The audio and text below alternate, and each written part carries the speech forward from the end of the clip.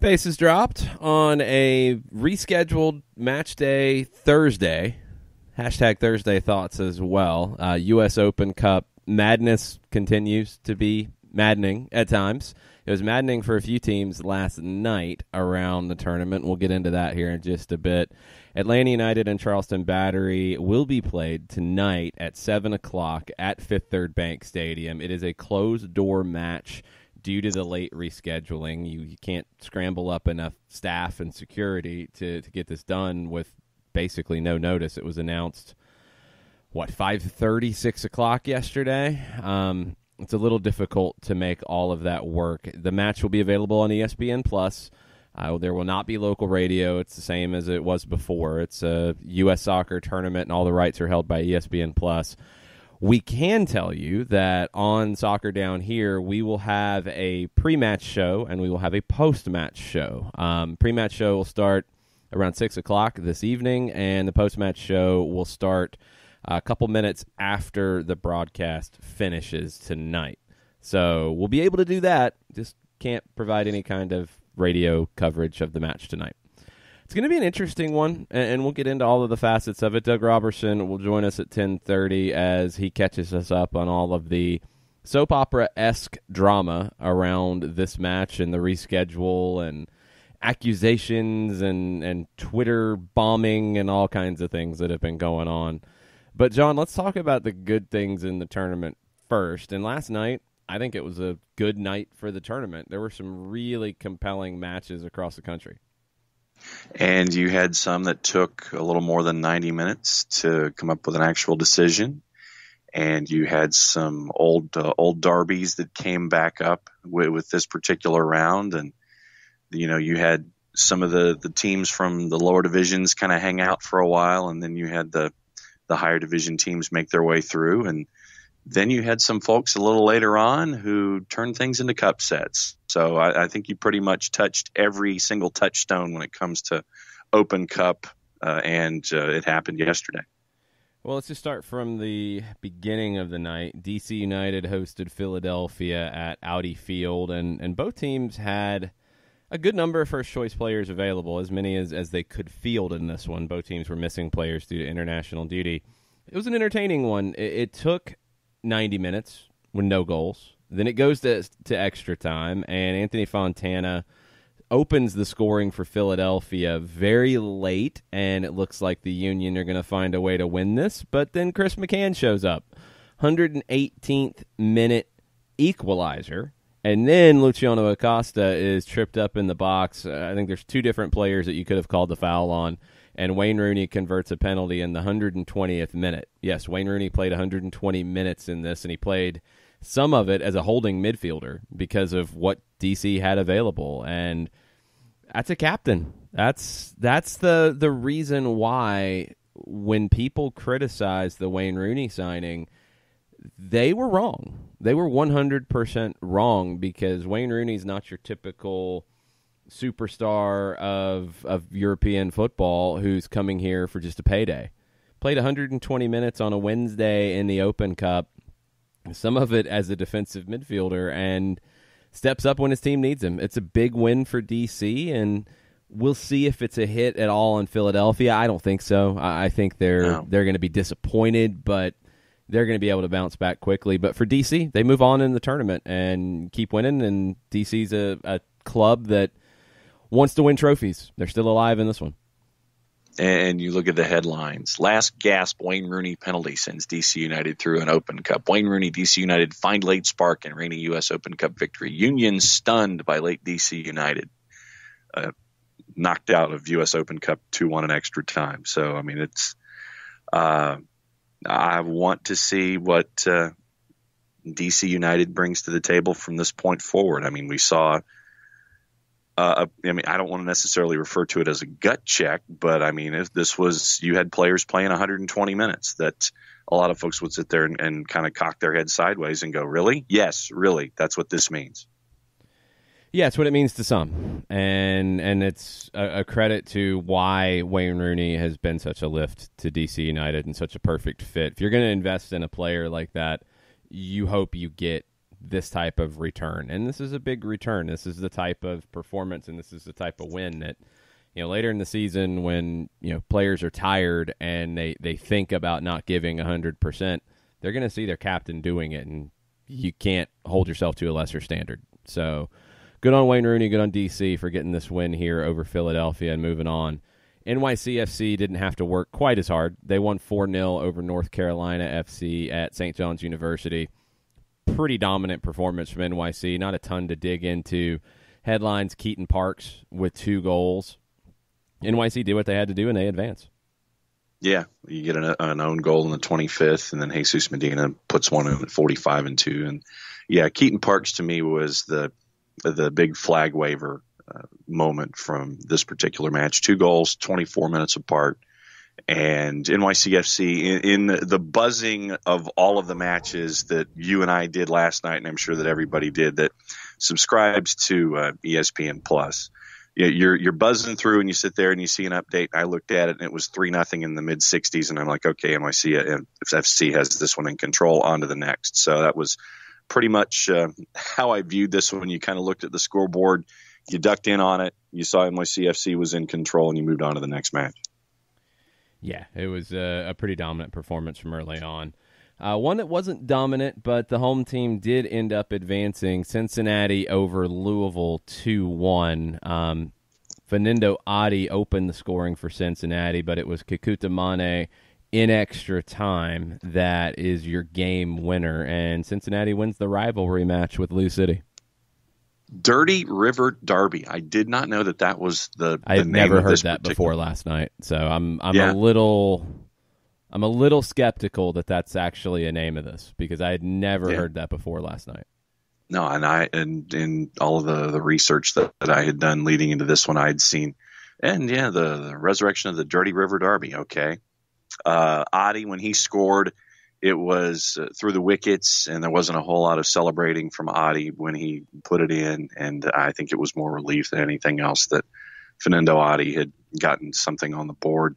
Lucky Mkosana scores 7 minutes later, and this one took a while, but it looked like it was a fun atmosphere in the Bailey last night for FC Cincinnati, and for them to get the Duke. It's good on them, and especially in a match that had some old USL Championship tones to it. But Cincinnati moves on, and good work for them to get something that they can hang on their wall in a very, very long season in a bunch of different ways.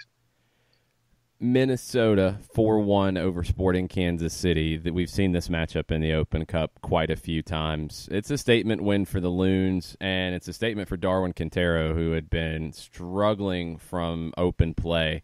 He got 2 goals, and one of them was pretty filthy. So Minnesota has a chance to move on. Kansas City, I mean, honestly, with all the injuries, I don't think they're going to be too upset about not having extra matches to play. They're slowly starting to get healthy, but league play and getting back into a playoff spot, that's got to be Peter Vermes' focus going forward. Yeah, and I mean, you look at Sporting's lineup last night, Gerso, Shallowy, Quase, Felipe Gutierrez, Ilie, Failhaber, Madronda, Fontas, Smith, Zusi, and Zendejas. And so, right now I look at Sporting as just trying to get healthy, trying to get reps, and trying to get everything squared away for the stretch run. So, yeah, I think that you're a little disappointed that you don't go after a one and done, but you're focused on the bigger picture if you're Sporting right now. Dallas won big, really not even much to get into. 4-0 over OKC Energy over at the campus of SMU. It was goals early. It was dominant. Dallas wasn't even really tested here. So Dallas moves on. Orlando City had to battle a bit with Memphis. Memphis found an equalizer early in the second half to make it 1-1, but then Orlando, I thought there was a foul in the buildup of it. It wasn't called. Sasha Kljestan restored Orlando's lead. It was his second goal of the night, and they got a third one from Robin Janssen to go up 3-1 and advance past Memphis 901. Pretty cool atmosphere at the Micro Soccer Complex in Memphis, but Orlando City shows their quality in advancing. Yeah, I'm glad that you mentioned what you saw at Micros last night, because it was pretty packed. I mean, over on the edges, there were some seats still it was available. packed. It was packed. Oh, it was way sold out. Okay. There were people moving into like general admission areas. Like it was way above capacity for what Micro is supposed to be. But no, it was a cool environment, and I'm glad that Memphis got the chance to see what it was like to be a part of Open Cup. Sasha Kljestan scores twice. Orlando City puts the pedal down when they need to, and they move on to the Sweet 16.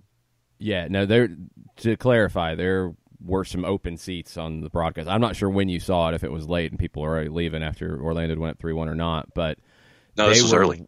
They were way over capacity. Cool. Like they ended up over 3,000, and I think that stadium's supposed to be at 1,500. So, oh wow, they were not hurting for people in the facility. They were fine.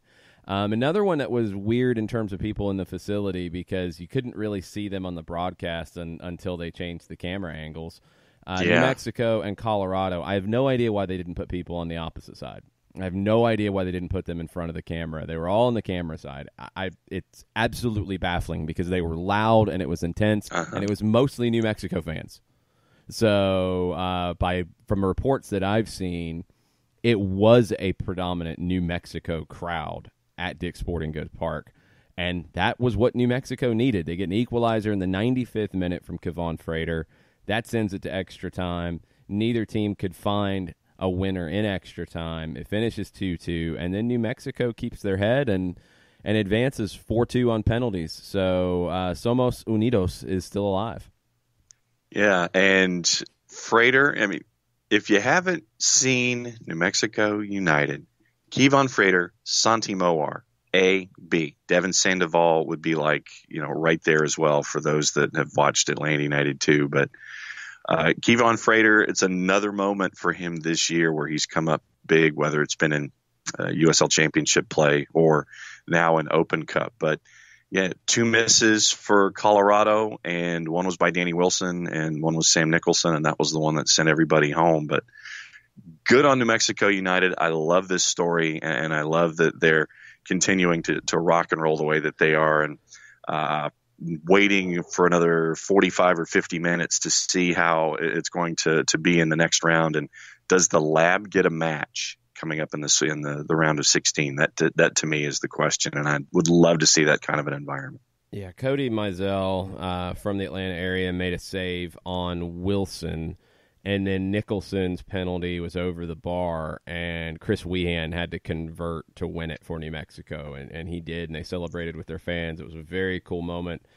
Match of the round for sure up to this point. LA Galaxy, they had to work. It was scoreless at halftime against the amateurs, Orange County FC from the NPSL, but the Galaxy, 2 goals from Efrain Alvarez, 6 minutes apart, pretty early in the second half, opened it up, and they ended up winning 3-0. That's a good performance for Orange County. They held strong as long as they possibly could. Okay, so who is in line to get the money for They're the last longest serving? They were the last amateur. Okay. There was nobody else in this round. Okay.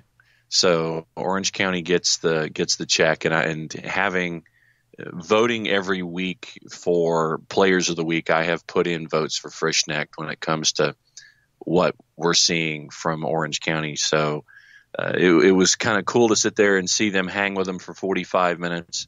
But obviously, when things get down to it, the 2 goals from Alvarez at 55 and 61, and then one at the 90th. But Galaxy worked their way through, but you tip your hat to Orange County for what they were able to accomplish all the way through. Looked like a packed house at Cheney Stadium in Tacoma for Portland and Seattle, and the Timbers went on the road and got the win, 2-1. Brian Fernandez with an early goal. Victor Rodriguez equalized right before halftime, and then Fernandez again early in the second half. It's enough. Timbers 2-1 winners. And he is proving himself to be worth every single penny in multiple competitions that we're seeing so far with Portland. And we know what Cascadia means, and to see it in Open Cup, adds that extra little bit of depth to it. It's spicy already, but it adds this extra little bit of chapter to it. Now that Brian Fernandez has etched his name in it at 6-50, Portland goes up and wins, and now they're paired with San Jose, LAFC, and the Galaxy for the four. No, as the four teams that are in the West, they haven't figured out who it is yet, but those are the four teams in the Pacific time zone that are working their way to the 16th. That doesn't necessarily mean anything, though. I want to be clear, because you're about to have a draw in 45 minutes, and yeah, those are the four teams in the Pacific time zone. It doesn't mean all four of them will be in the same pod to be drawn, because throw your hands up and shrug, because that's what this tournament is sometimes. So you would think that, but it's not guaranteed. We'll find out in about 45 minutes what's going on with the draw. And Atlanta and Charleston is not necessarily, the winner is not necessarily going to play Orlando City. That's not defined either. So 45 minutes, 44 minutes now, there will be a draw. It will be shown on TV. I guess the GoBots were available to oversee this. And we will keep you posted, because the Atlanta-Charleston winner will be drawn into their next match, and it could be Wednesday of next week. It could be on the weekend if both teams choose to, if it's two MLS teams and they don't play next weekend. That's possible. I don't know if Atlanta would want to do that with Toronto on the 26th, but it could be on the weekend. It will likely be on the Wednesday. Stay tuned. We'll keep you posted. We're going to take a quick break. We'll come back and talk about the whole situation with Atlanta and Charleston and how we got here to this point. A match tonight, 7 o'clock behind closed doors. You can watch on ESPN+. We'll be right back after this. Looking for future leaders we can trust and believe in? Look no further than the high school student athletes right here in Georgia. High school sports teach young people how to be effective leaders. It begins by making their grades and being on time for practice. It includes learning to listen, following directions, accepting responsibility, being a good role model. And it's about respect for officials, opponents, the rules, and each other. The result? It transcends sports. It gives us hope for the future. High school sports. There's so much more than just a game. This message presented by the Georgia High School Association and the Georgia Athletic Directors Association.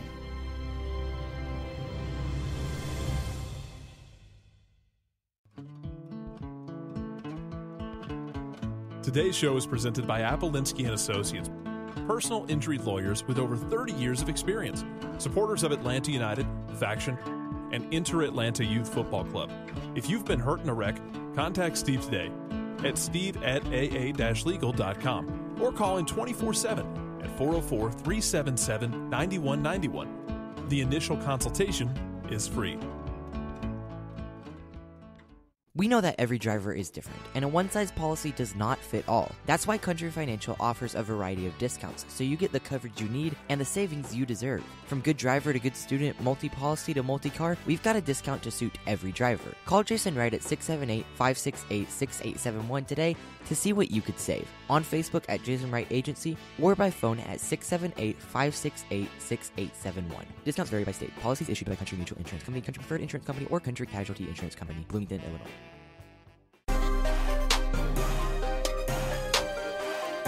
Welcome back. Soccer Down here. June 13th edition. It's Thursday Thoughts. So if you guys out there have thoughts and you want to tweet at us and join the conversation, tweet at us at Soccer Down here, at OSG Nelson, at Longshoe, and we will get into them. Let's talk about Atlanta Charleston and where everything stands at this point. Chris Vermeister with a great report over at Pro Soccer USA, and thanks again to Chris for joining us yesterday. Game was supposed to be Tuesday. Field conditions postponed it. It was determined to be an unplayable pitch. And Charleston tried, and they issued a statement yesterday that we read, to get the game played in the Charleston area within the next 24 hours. And as we found out on the show, that wasn't going to happen because Atlanta United's bus was pulling out of town.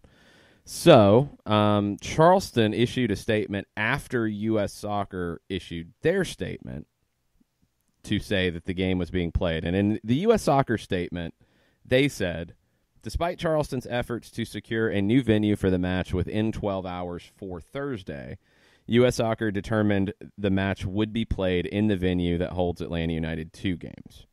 So, closed doors, no fans, due to the immediate rescheduling of the event with insufficient time to secure staff and security personnel at the venue. So, Charleston issued a statement after the U.S. Soccer statement came out. And in their statement, they said this: from that moment on, we have been extensively exploring every option to stage the game in Charleston or within a reasonable driving distance in order for our fans to be in attendance. We would like to thank the College of Charleston, Wando High School, South Carolina United/Bantams, Greenville Triumph SC, and the Savannah Sports Council, as well as the United Soccer League, in all their help and assistance today. We believed we had found a venue to play. However, U.S. Soccer determined the best option was to play in Kennesaw, and we abide by their decision. We wish our players and coaches every success in the game tomorrow evening in Kennesaw, which can be viewed on ESPN+. We do not know, and I have not seen anything really alluded to, about what that solution was that they found. Not sure what they had settled on that U.S. Soccer, I guess, denied. Before the announcement was made by U.S. Soccer, Jared Van Schaik, defender for Charleston, tweeted out, someone should compare Charleston Battery home record versus away record for the past 5 years and tell me if it makes, all caps, any, back to normal, sense that we're giving up our home field to play at Atlanta United. U.S. Soccer, at Open Cup, who decided this? Atlanta, ... shame. That's the only player I've seen. Charleston also issued a statement on Twitter that had their full statement. They said, we wanted to put on record our deep disappointment that we could not stage the game at MUSC Health Stadium last night. Our front office staff and grounds crew worked tirelessly in order to have the match played here. Lots of ill feelings with everything out of this one, and I think it's only going to continue through the rest of the day. Yeah, and when you have a team that has been given a home date and it's an opportunity for them to get an extra bit of revenue in the last year that they're going to be in a facility, then you're going to want to try to, make sure that you can maximize these opportunities. And obviously, when you look at Charleston thought that they would have had,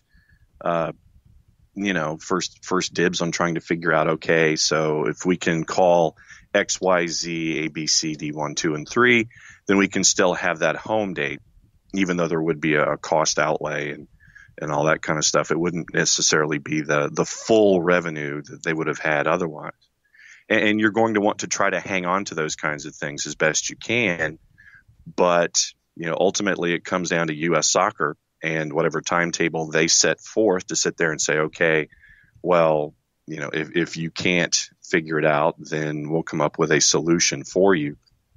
And as it turns out, it's going back to Kennesaw under closed door circumstances. I understand where Charleston, their fans, and the Battery are coming from, but ultimately it comes down to the governing body and the decision that they make, and it wasn't figured out from U.S. Soccer's perspective, a timely enough fashion. So that was why they just decided to give it and send it the other way. So it's up at Kennesaw at the third. I don't know if that's the case. I would want to clarify here. Nobody said that Charleston didn't come up with a solution in a timely enough fashion. I don't want that to be out there, because from what Charleston said, we believed we had a venue to play. However, U.S. Soccer determined the best option was to play in Kennesaw, ... So it's not about timing. It's about U.S. Soccer said no to whatever solution Charleston had. And we don't know where that was. I mean, the places that they mentioned in terms of help and assistance and people they talked to, College of Charleston, it's a grass field. It's a great grass field, but it's a grass field in Charleston. I don't know what the condition is. I would assume that it's in better condition than MUSC Health. But with all the rain coming through, we don't know if it would have been available or not. And you mentioned revenue and securing revenue. Look, if you're going to play at College of Charleston, Wando High School, South Carolina United / Bantams, Greenville Triumph, anywhere in Savannah, you're probably going to have to rent a venue. So It's not even just a revenue standpoint. You're going to have a cost. But it appears that Charleston Battery were trying to find one of those venues, and I don't know if we don't know how the negotiations went. We don't know if any of those places were available. We don't know what the cost was to rent it. We don't know if the cost was going to be waived. We don't know any of that. Charleston said they believed they had found a venue to play, but U.S. Soccer determined the best option was to play in Kennesaw. So U.S. Soccer said that the venue or whatever solution that Charleston had was not suitable because as a U.S. Soccer competition, and one other thing that I've seen people get wrong about the way this goes down, the referee had zero to do with the decision. Either way, it is a match commissioner, and it is ultimately a U.S. Soccer decision on if this match was going to start and be played or not. It's not the referee's decision. That's different in the Open Cup. In a league match, and we'll go back to Atlanta and Columbus, once that started, it was the referee's jurisdiction on stopping, restarting, those sorts of things. Now, from what we were told, there was consultation with the league office, and I'm sure there was probably consultation with the higher-ups with the referee, the pro referee organization as well. But the referee has that control. In the Open Cup, that's not the case. It's the match commissioner who had the say in this. And there was a match commissioner on hand, but there is also an Open Cup committee, and I'm sure anything that the match commissioner was involved in was going up the ladder to U.S. Soccer and the committee that oversees this tournament. It was not the referee who was involved in this, and I've seen people blame the referee for saying they couldn't play, and I've seen people say, well, the referee said they could play, so they should play. I don't know why they're not playing. Neither one is necessarily relevant. It's a U.S. Soccer decision. So I think it's really important to try to get as much detail here as possible. And Doug Robertson and Chris Furmeister have done amazing work in sharing everything that they can through all of this and keeping everybody up to date. And they've been very clear in some of these processes and the way things go down. So it's an unfortunate situation. Look, Charleston won the right to host this, and ultimately, and I think it's very hard to argue at this point, and I feel like you're reaching. It's very hard to argue that their field was in good shape. I don't think anybody would say it was in good shape. Was it in good enough shape? With the rain that came the rest of the night, I don't think so. I think you're running the risk of injury, and I think you're running the risk of making the game a farce. And that's what was said about Atlanta Columbus. I think this would have been even more dangerous because it would have been even more inconsistent. Because you have parts of the field that are in okay shape, just wet, and you have parts of the field that have sand or quick dry or whatever it is over top of dirt, and that gets slick when there's more rain on top. So you're creating an inconsistent surface, which is the worst, and a dangerous surface. So it wouldn't be good for Atlanta players. It wouldn't be good for Charleston players. It wouldn't be good for anybody. It would have been a bit of a farce of a competition. Now, we don't know if you don't know at 7:30 if it's going to rain at 8:45. You don't know that for sure. But if the concern and what we've heard, some of it is that it was okay at 7:30, but they didn't think it'd be okay to finish the match. That's not a good situation. And I have no idea why the field was in the shape that it was, other than the amount of rain that they received. The only thing that I saw that kind of got my antenna up a little bit was how much sand was on the field on Saturday when Charleston played Birmingham Legion. That was a concern, because that was 3-4 days before, with more rain coming. That's why when we talked about the game on Tuesday, we talked about conditions will be a factor here. That was a big part of it for me. So I don't know. I think the field at times has had issues even on good days with it getting to be a little slick, and maybe it's the dew. I believe when we had a Carolina Challenge Cup match there, players were losing their footing, and we talked about it. So that on top of just an inconsistent surface, it would not have been the match that this deserves at this point in the competition. Now, I understand Charleston fans and players and staff being frustrated, but I think some of the things that are being thrown around are disappointing to see. And I hope that everybody can take a breath when all this is said and done. Yeah, because when you and I have been there, it's literally it is low country. It is you're out in the islands and you're looking at you're looking at dew and you're looking at fog and all these kinds of things that are creating a slick surface, and you don't need sprinklers in that kind of a situation to make it a slick surface because of where Daniel Island is. If it was just that, it'd be okay. Yeah. But, I mean, weren't there reports of people going out onto the pitch in between 4:05 and 20 minutes before the match where they were going over the multiple surfaces, for lack of a better word, and they were slipping as they were trying to control a ball just to kind of see what was going on? I don't know. There's been conflicting things said. Ian Leslie reported at Pro Soccer USA, commented on Chris's report and said, in response to one of the things that the Battery said, Ian commented and said, "Loved our experience at the Battery on Tuesday, but we were there from 2:30 p.m. on and literally saw no staff at any point working to improve the pitch conditions." There was talk about Frank de Boer taking a ball out and rolling it across some of these bad spots. There was talk, and it was either Chris or Doug who mentioned that referee slipped running across it. That's what I was trying to. Yeah, I mean, there's all kinds of different things here. I don't know. I understand the frustration, and I know people have pointed at what were the pitch conditions for Manchester City and someone in, was it the League Cup? Newport County. Yeah. League or FA Cup? I can't remember which one. It was it was FA at Rodney Parade, and it was pretty bad. Yeah, it was pretty bad, but was it like this? And that's the question. Like, no. I think people have pointed out this type of stuff and said, well, Manchester City did it, so Atlanta United should do it. There's a difference between a bad pitch and a dangerous pitch. Those are two different things. Rodney Parade was bad. It was not dangerous. It looked like, basically, if memory serves, the Manchester City Newport County match just looked like it had been played on almost like a welcome mat. I mean, there was a whole lot of the grass was brown, and it was just chunky at points, and I don't necessarily know if it got to dangerous, but it was just a bad pitch to me.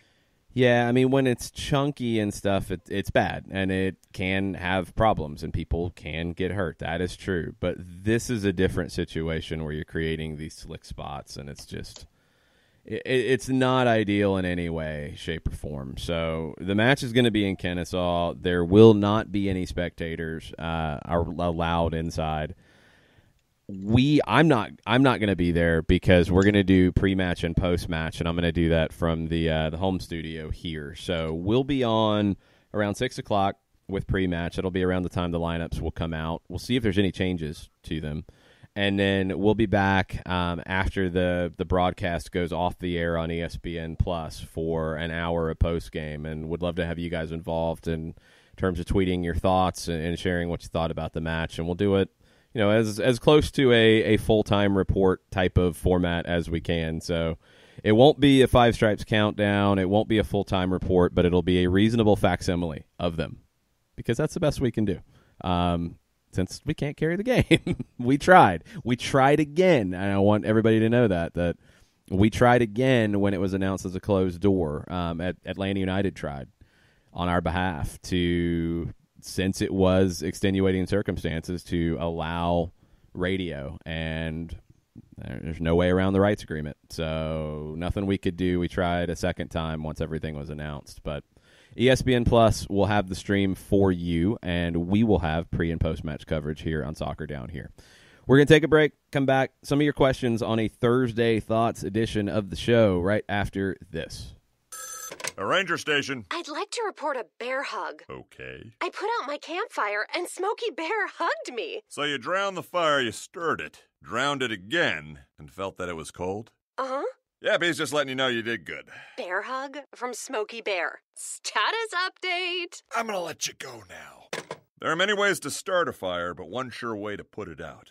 Learn how you can do your part at SmokeyBear.com. Sponsored by the U.S. Forest Service, Ad Council, and your state forester. As a business owner, you know that every year brings new challenges and opportunities. The success of your business demands expertise and focus. And Country Financial can help you keep that focus by helping ensure you have the right insurance protection in place to meet your goals. Jason Wright can help you create a customized insurance plan that has coverages designed just for your business. Give Jason a call at 678-568-6871 or reach him on Facebook at Jason Wright Agency. Coverages vary by state. Policies issued by Country Mutual Insurance Company, Bloomington, Illinois. This is what matters. This is beyond X's and O's. This is the difference mutual respect makes. This is what character looks like. This is what defines us in Georgia. This is sportsmanship. School sports. It's not the outcome that matters most, but the way the games are played. This message presented by the Georgia High School Association and the Georgia Athletic Directors Association.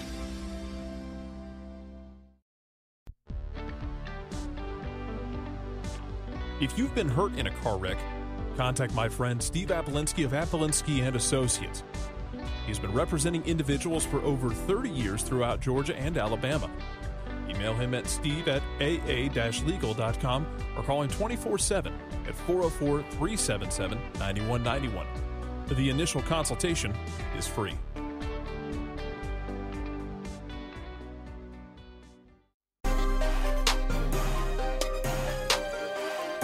Welcome back. SDH, June 13th. It's a Thursday Thoughts kind of day. Use the hashtag, tweet at us at Soccer Down Here. It's a match day as well, and Doug Robertson will be back to potentially revise his prediction in the Open Cup with Charleston coming to town at 7 o'clock. Yes, the match didn't start. Why would you not be able to revise it? It's a different field. Okay. If you remember, my prediction was about how bad the field was going to be. And mine was weather-based. So that's not the case tonight. So, yes, you can revise it. That's absurd. All right. Like, that doesn't even make sense why you would argue that. Predictions in the barn. Game hasn't started. Just because it was a venue change. Okay.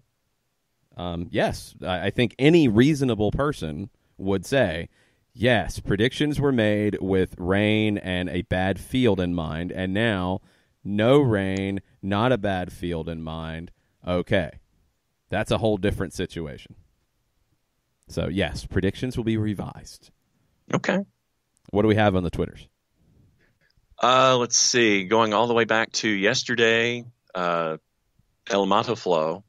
He says, apparently another striker on the way for the Galaxy. Not sure on this one, not a fully reliable account for transfers. And Cuco Angulo has been linked to MLS for a while. Yeah, I'll hold on that one because the Galaxy have a lot of things to figure out if they're talking about adding Christian Pavone and another striker. And, I mean, where's the other striker going to play? Because there's a guy named Zlatan who wants to play by himself up top. He already ran Ola Kamara out of town. I don't believe that. I think there is still a component of the rumor-mongering universe that anybody who is linked to anything remotely related to MLS, the Galaxy is the first name that comes to mind. And did you have the opportunity to talk about Will Palmer yesterday? Because when I was on the road, I listened to the show, but did you go into Will Palmer's ideas at any point yesterday? I do not believe I did. I think they were after the show. Okay. He says, listening to the app and your bit on the men's national team managers, do you think that Frank DeBoer could be a good candidate after his contract is up with Atlanta United for the 2026 cycle, assuming his tenure with us is what we expect it to be? Yeah. I mean, I think anybody working in the United States would be a potentially good candidate at that point. But I think the understanding is that Berhalter will be the guy then. I think the understanding is that people wanted Berhalter for 2 cycles, which I'm not a fan of. But that seemed to be the conversation around that appointment. So, I think he could be. I think what Frank has shown in terms of tactics and flexibility here is strong. But, it's way early to predict those sorts of things. And Daniel Price, before we came on the air this morning, he says, what a mess this turned out to be for Atlanta and the Battery. At least on a positive note, last night was wild everywhere else in the league. Everywhere else in the Cup, it was. Yeah, it was definitely a good advertisement for the tournament. And I think the New Mexico-Colorado one is the best story for what the U.S. Open Cup can be. A lot of traveling fans, good atmosphere, even though you couldn't see it on the stream because that would be my seating larger weird, point. Silly. Yeah, but I mean, this is something that. I don't know. It's easy to do, and we do it, and I do it, and I really try not to, and I don't like doing it. But I think in American soccer, man, we get really bent out of shape about little things. Go back and watch that game and enjoy it and listen to it. And, yeah, I wish the fans were able to be seen. I wish they'd put them on the right side. But it was craziness. So there. what? It was great. But no, so what? So what?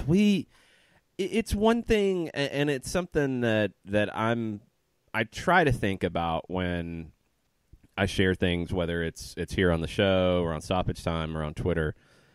Look, it's really easy to complain. It's easy to write an angry song or a sad song. It's much harder to write a happy song or write an uplifting song or share positives. We need to put more positives out there. Like, just across the board in American soccer, because when things go bad like Sunday, U.S. men's national team gets pummeled. Okay, there's not much positive to take out of that. But there's plenty of positive things that happen across the board all the time, and that's what's frustrating is the only thing that gets shouted out in a loud way is bad. The story of the New Mexico-Colorado game last night is not where they put the fans in the stadium. That is a very unfortunate thing, and it would have improved the broadcast if they had been thinking that way. But it was the loudest broadcast in terms of the crowd. I think you got the best atmosphere because of that. I think it showed in the intensity on the field. It was the best game of the round. And I'm not going to zero in on it. I hope Colorado learned from it. I hope they don't do it next time because it's a better look for the broadcast. And I hope ESPN Plus and Vista tell them, hey, don't do this because it doesn't look as good. But honestly, at the end of the day, it didn't change anything. It's a great match. And it needs to be celebrated as a great match. And if you are a fan of American soccer, if you're a fan of this tournament, that's what we want to see. Next time, just with fans in front of the camera. But that's what we want to see, is that game played that well between two teams that wanted it, with that kind of intensity, with that type of atmosphere in the venue. That's a credit to the tournament. And there were three. I think that there were three instances of that last night. You had Colorado, New Mexico, even though you couldn't see it. You had Cascadia, which has that built-in animus there. And then you have what we talked about with Memphis getting the opportunity to host Orlando City, where you couldn't find a seat. Yeah, there's good things. I mean, yes, this situation with Atlanta and Charleston, it is not ideal. I don't think it's been handled well. There should have been something announced sooner. U.S. Soccer has to be more proactive. I do think Charleston needed to be more proactive with knowing the weather was coming and knowing their field was not in an ideal situation on Saturday, let alone with more rain coming, what it was going to be on Tuesday. I do feel that people were slow to react to what was coming, even though you could see it. However, that some of the other things around the cup with a small crowd or whatever in different places does not take away from the good of it. Do we want it to get better? Yes, and we need to talk about what needs to change for it to get better. But I think too often we zero in on this one thing was bad, so the whole tournament's bad, the whole level's bad. You know, I don't want to watch it. I don't care. And that's a shame because you miss out on good things. So I don't know. I'm trying because, man, it's real easy to be negative about stuff. I'm trying really hard not to be as negative publicly because it's a shame when that becomes the story. And it's not to say that you can't criticize things. I mean, please do. We need to have these conversations for the tournament to get better. But sometimes the focus is too slanted towards the negative, and that's a shame. So that's just me. I try not to get weighed down by negativity because it does affect you. It affects me anyway. Try to find solutions is always been my thing. So for Colorado, next time you have an Open Cup broadcast, please put the fans on the other side. It'll look better, and everybody will win. And that's the solution going forward. But it did not detract from that game being the game in the round and being a lot of fun. And a lot of people were watching, and that was very cool to see. Let's take a break, come back, get ready for an Open Cup draw at 10 o'clock, and we'll take some more comments from you guys on the Twitters at Soccer Down here right after this. Looking for future leaders we can trust and believe in? Look no further than the high school student athletes right here in Georgia. High school sports teach young people how to be effective leaders. It begins by making their grades and being on time for practice. It includes learning to listen, following directions, accepting responsibility, being a good role model. And it's about respect for officials, opponents, the rules, and each other. The result? It transcends sports. It gives us hope for the future. High school sports. There's so much more than just a game. This message presented by the Georgia High School Association and the Georgia Athletic Directors Association.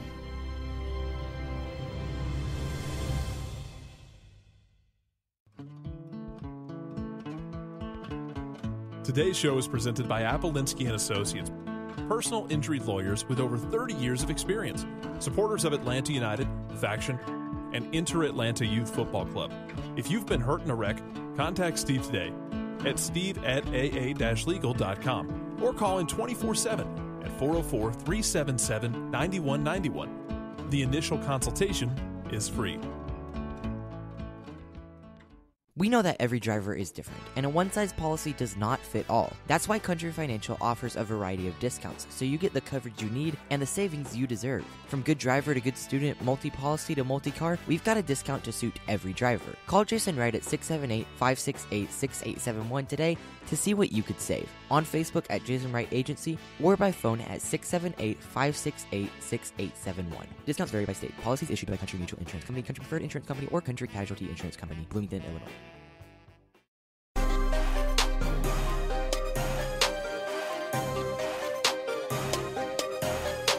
Welcome back. Final segment, hour number 1. Let's get back into the Twitters before we get an Open Cup draw kicking off at 10 o'clock. All right. Tafka says, having watched some at USL Championship, I can safely say that their kit game is 1,000 times better than MLS, parenthesis, at Adidas Soccer, do better. Ooh, I don't know about that. There's some really good ones, but there's some yeah, it's not all sunshine and roses. Okay, so he says, St. Louis FC, Charleston Battery, New Mexico United, Adidas, checkmark. Austin Bold, San Antonio FC, the list goes on, all amazing kits. Yeah, but here's the thing, Tafka and everybody else, because this comes up a lot. The trade-off is you don't have as much gear. You're not going to get as much stuff because if you work with a smaller brand, because this happened for MLS in the past, it wasn't always all Adidas or all one company. When you had, I want to say in the early 2000s, Atletica had Dallas and had Colorado at different points, and you had other smaller brands. You did have your Pumas and you had your Nikes and all that, but I'm talking about your smaller ones. they couldn't get kits in. Like the pro shops didn't have kits on a regular basis. They didn't get anything else. I mean, they weren't getting like a whole bunch of shirts and jackets and hats and all kinds of stuff. So there's a trade-off. Like, when you work with a smaller brand that can give you like some exclusive design, it's good. Can you actually widely get it produced and sell it? That's the problem sometimes. I want Adidas to do better. I want Adidas to do better across the board, but I think when you see the clubs that are invested in it, you get better products. I know a lot of people are really been out of shape about the number of stripes on the Atlanta United kit this year. I like the Atlanta United striped kit. I like the Red Sox edition. The kit looks good to me on TV. It looks good in the stadium. I like the peach. The peach grew on me. There are some that I feel like the club doesn't get as actively involved, and it's just, yeah, we'll take whatever. And that's on the club. I want Adidas to do better just because you always want whoever to do better, but there's some in USL. I mean, I'll tell you the story, and I love what New Mexico's doing. I wanted to get a New Mexico shirt last night. Not a jersey because I didn't want to spend quite that much because I'm not rolling like that, but I wanted to get one of their T-shirts, and it was one of the local T-shirts. Sold out. So that's on back order. I'm not going to be able to get it for 4 to 6 weeks. So I didn't buy it because the one I wanted wasn't available for 4 to 6 weeks. That's the trade-off sometimes. It's not as easy as just snapping our fingers and yelling about it. I don't know if opening it up, and here's the other thing about MLS, is if you open it up to teams doing their own thing, Atlanta's going to be fine. The New York teams are going to be fine. The LA teams are going to be fine. The teams with a big following are going to be fine. But your other teams are going to struggle to get a reputable brand, and that's not how MLS functions. MLS is all for one for all. It always will be based off the business structure, and you have to keep that in mind with this stuff. Push Adidas to have more stuff. Push Adidas to put more creativity into it, but you're always going to see some stock designs because they do that for the national teams. They do that for major clubs around the world. It's just how the bigger companies function, and that's how you're able to get more gear and have it more widely available. It's a trade-off. Nathan Pugh says, I wish people would stop complaining about having to sign up for ESPN Plus to watch Atlanta. The $5 a month is literally one of the best footy and rugby and 30 for 30 and football and baseball and MMA and hockey and cricket investments one could make. Hashtag Thursday Thoughts. 100%. I mean, I have been happier with ESPN Plus than anything else I have done the streaming for. I've kept it longer and enjoyed it more than even anything Fanatis? With Netflix or Hulu. Yes, because John, you know what I watch more. Am I going to watch more MLS or more USL Championship, or am I going to watch more of the Ecuadorian League? I like Fanatis. It's great, but it's nowhere near what ESPN Plus is, and it's half the price for ESPN Plus. I mean, it's not even a conversation. If you want to keep up with the game outside of just Atlanta United, ESPN Plus is just a no-brainer for the price. And I'm not getting any money from ESPN Plus. So I'm just telling you that I think it's a good deal. We have two subscriptions here in the house, mine and the boss's. Why do you do that? Separate. That doesn't even make sense. Well, because we couldn't figure out how to log in on the computer in the office, so she just got one for her mobile device. Oh, why am I not surprised? Well, my mobile device doesn't work. Why am I not surprised? So I have to watch it up, and I have to watch it from the one in the computer in the office. Oh, try logging out. And You've seen me try to dial up ESPN Plus on my mobile device. Log and out you've and seen log the back in. end result. I've tried disassembling the app and reloading it, and it doesn't work. For John, not anybody else, just for John, the ESPN app is angry at him. Yes, on my mobile device. Yes, on the computer in the office, it's fantastic and functions really well. I've just forgotten my password, and I have to do the one-time login every single time that the computer decides that it's going to reboot itself. But the boss has one that works on her mobile device, and the computer in Office HD works. However, my mobile device does not work, and it looks at me like, dude, do you have a subscription? And I go, yes, I do, and then it doesn't log me in. No, that's not even what it's doing. It's you're logged in, but it's not pulling up any streams. It's like it thinks you're in Canada or something. That happened to me when I was in Vancouver wanting to watch the Open Cup. But when I came back and it was still like that, I logged out and logged back in, and it fixed itself. So I don't know. ESPN Plus hates you, John. I have nothing else to Yes, say. I'm aware of this. Eichmann. Wayne Rooney is my Steve Spurrier. I hated the old ball coach at Florida, but loved him at South Carolina. Hated Rooney ever since the red card against Portugal. Love him in D.C. Man, the red card against Portugal was kind of harsh. Okay, hold on. We'll have to put Wayne Rooney talk to the side. We have regions. Atlanta United and Charleston. The winner will be in the Mid-East region with Columbus, Cincinnati, and St. Louis. Interesting. So Hell is Real is in the Mid-East region. Possible, if they get matched up. So here's a couple things as we get ready. These are tweets from @OpenCup, which is what you're going to need to watch this. The draw determines the home and away sides for the round of 16's 8 matchups. The round of 16 is scheduled between June 18 and 23. A coin flip was used to determine where Minnesota United, St. Louis FC, Orlando City, and the Atlanta Charleston winner landed. Regional pools are as follows. East Region, D.C., New England, NYC, and Orlando. Mid-East, Atlanta Charleston winner, Columbus, Cincinnati, St. Louis. Midwest, FC Dallas, Houston, Minnesota, New Mexico. And out west, it is all the Western teams, LA Galaxy, LAFC, Portland, and San Jose. That's your Sweet 16 in the Open Cup. And Atlanta will be playing, if they win, they have to get past Charleston tonight. The winner will be playing Columbus, Cincinnati, or St. Louis. And that will happen here in just a bit. Okay. Tafka again. Union are surely bummed, but this is probably best for them this season. First in the East at the second quarters poll. Never really been their best. They focus on MLS League play. Yeah, it doesn't hurt them at all. You're going to be bummed about the way you lost this after fighting back. It's a short term being bummed. It's not going to affect you in the long term. And yeah, I'm with you. It might actually help in the long run because it takes away a distraction where other teams will have things going on at that point, and Philadelphia will be able to just focus. And I'll do a couple here at rapid fire. How much time do you want to take before we go to break? Actually, we're going to take the break now. One thing to note as well, the blackout restrictions will not be in effect for U.S. Open Cup tonight. I've seen that bandied around.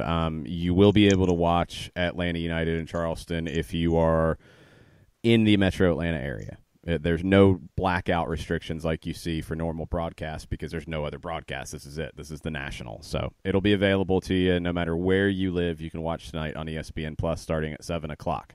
We're going to take a break, come back. We'll be keeping up with the Open Cup draw that is about to start from Chicago, Illinois. Hang out with us. We'll be right back after this. A ranger station. I'd like to report a bear hug. Okay. I put out my campfire and Smokey Bear hugged me. So you drowned the fire, you stirred it, drowned it again, and felt that it was cold? Uh-huh. Yeah, he's just letting you know you did good. Bear hug from Smokey Bear. Status update. I'm gonna let you go now. There are many ways to start a fire, but one sure way to put it out.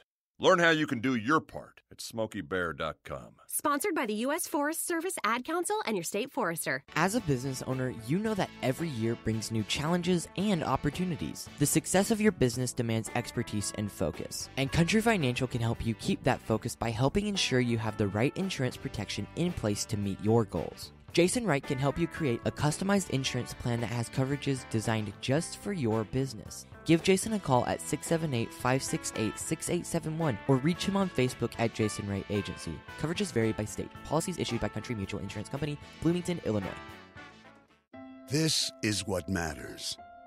This is beyond X's and O's. This is the difference mutual respect makes. This is what character looks like. This is what defines us in Georgia. This is sportsmanship. School sports. It's not the outcome that matters most, but the way the games are played. This message presented by the Georgia High School Association and the Georgia Athletic Directors Association.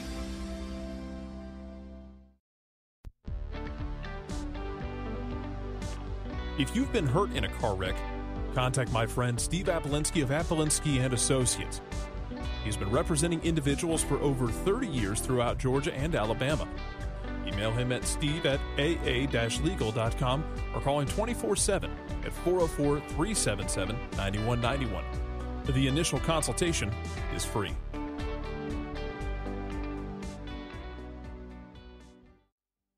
You're listening to Soccer Down Here daily on SDH Networks, a division of OSG Sports. Find us at Soccer Down Here on Facebook and Twitter. The time is now the top of the hour. Peep, y'all.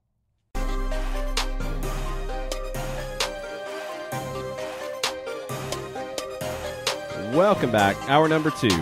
Soccer Down Here, June 13th. We are waiting on the latest out of Soccer House in Chicago, Illinois on the Open Cup.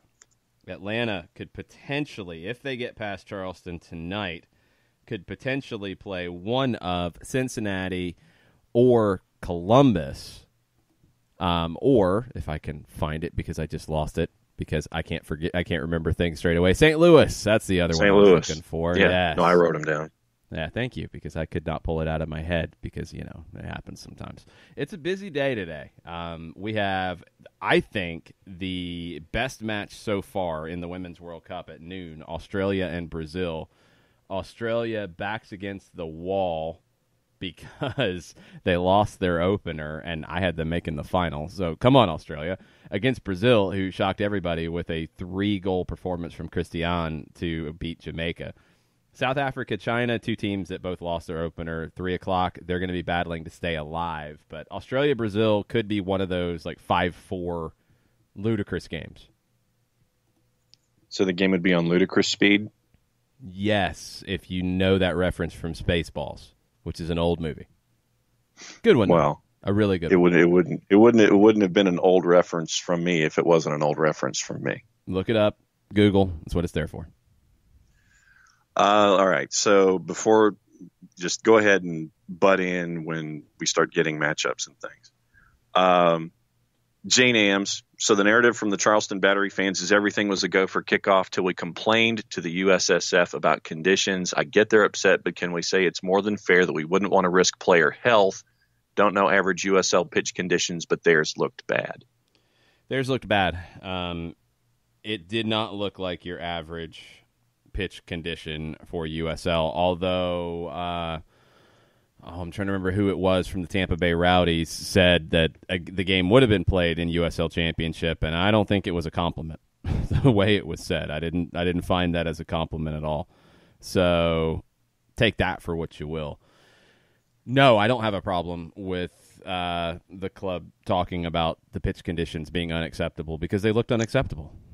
I mean, there are certain standards that you have to hit in this tournament, and if you're going to host matches, your venue has to be approved, and MUSC Stadium should be approved. But in the condition that it was on Tuesday, it sure did not look like it met any professional standard. And I disagree with the comparisons to that Manchester City Cup game because there were people who said that one shouldn't have went forward. This looked worse and more inconsistent, which is more dangerous. So, and it was only going to deteriorate once it started. And that was the big conversation out of Columbus was you knew it was going to deteriorate and you kept going. You didn't start the game later after things were their worst where you could have had the field be somewhat consistent for the whole match. This was only going to get worse, and it was really bad to start. Chris Berry, at one Chris Berry. Will Longshoe watch the game at GH Burger Bar tonight or take his chances at OSG Nelson's Singe House Burger? I would never take my Thursday chances thoughts. with that. Nope. I know it's too hard to scramble security for a Brunswick stew cook-off with such late notice. I would not take my chances with that either. Not after some of the wild and reckless statements that have been made on the show. especially when it comes to Brunswick stew and grilling. Anything food related from you is wild and reckless generally. Okay. Ikeman wants protect to know my safety. I would call U.S. Soccer and complain. Nothing. Carlos Cordero want to come over and have a chicken slab? You can. Ikeman wants to know if you'll get Barco back tonight. I guess it's possible. He was reportedly going to rejoin the team today. I know he is back in Atlanta. I believe Eric Rametti was posting some pictures hanging out with El Enano. That's the nickname. I think it'd be kind of early to rush him back in. I don't think he started training unless he trained yesterday at some point when they returned. So I would say no. I would say maybe if you get past this round, maybe next round. But I think it's probably a little early to rush him back in. Kefsey, and it was good to see Kefsey the other night over at Grindhouse. He says that he would like for Romario to tell us if the field was worse than normal. It looked it, and we know he's not afraid to play in the Holy City. Wish that things had worked out differently, but looking forward to watching. #Thursday Thoughts. Yeah, I really wish things had worked out differently, but they didn't. And, it's not worth putting players' health at risk because you wish that it worked out differently. That's just a shame that it didn't. I don't know what's going on with U.S. Soccer, but they have not started anything that I have seen. So, well, maybe the Twitter machine is slower than normal. No, for them this they morning. don't control the Twitter machine. I'm assuming it's a GoBot and starting the video that I think they were supposed to have. Voltron. But yeah, none of it's actually happening on the Twitters right now. So no, it wasn't Okay. Voltron. Voltron would have got the job done. This is like a cheap imitation of GoBots. Katie Weaver, curious who we think was in on the decision-making calls about the cup match. Darren with a question mark, Carlos with a question mark. With Frank DeBoer on point on whether the team would agree to play, then the front office arranges it with U.S. Soccer for a replay. #Thursday Thoughts. Well, no, I mean, let's be clear about a couple of things. Coaching staff and club is not arranging anything with U.S. Soccer about a replay. They're complaining about the field not being in shape, and then U.S. Soccer has to determine what they're going to do about it. I think that's the point, because some of the allegations are that the first happened, that Atlanta arranged things with U.S. Soccer, and it's not how the competition works.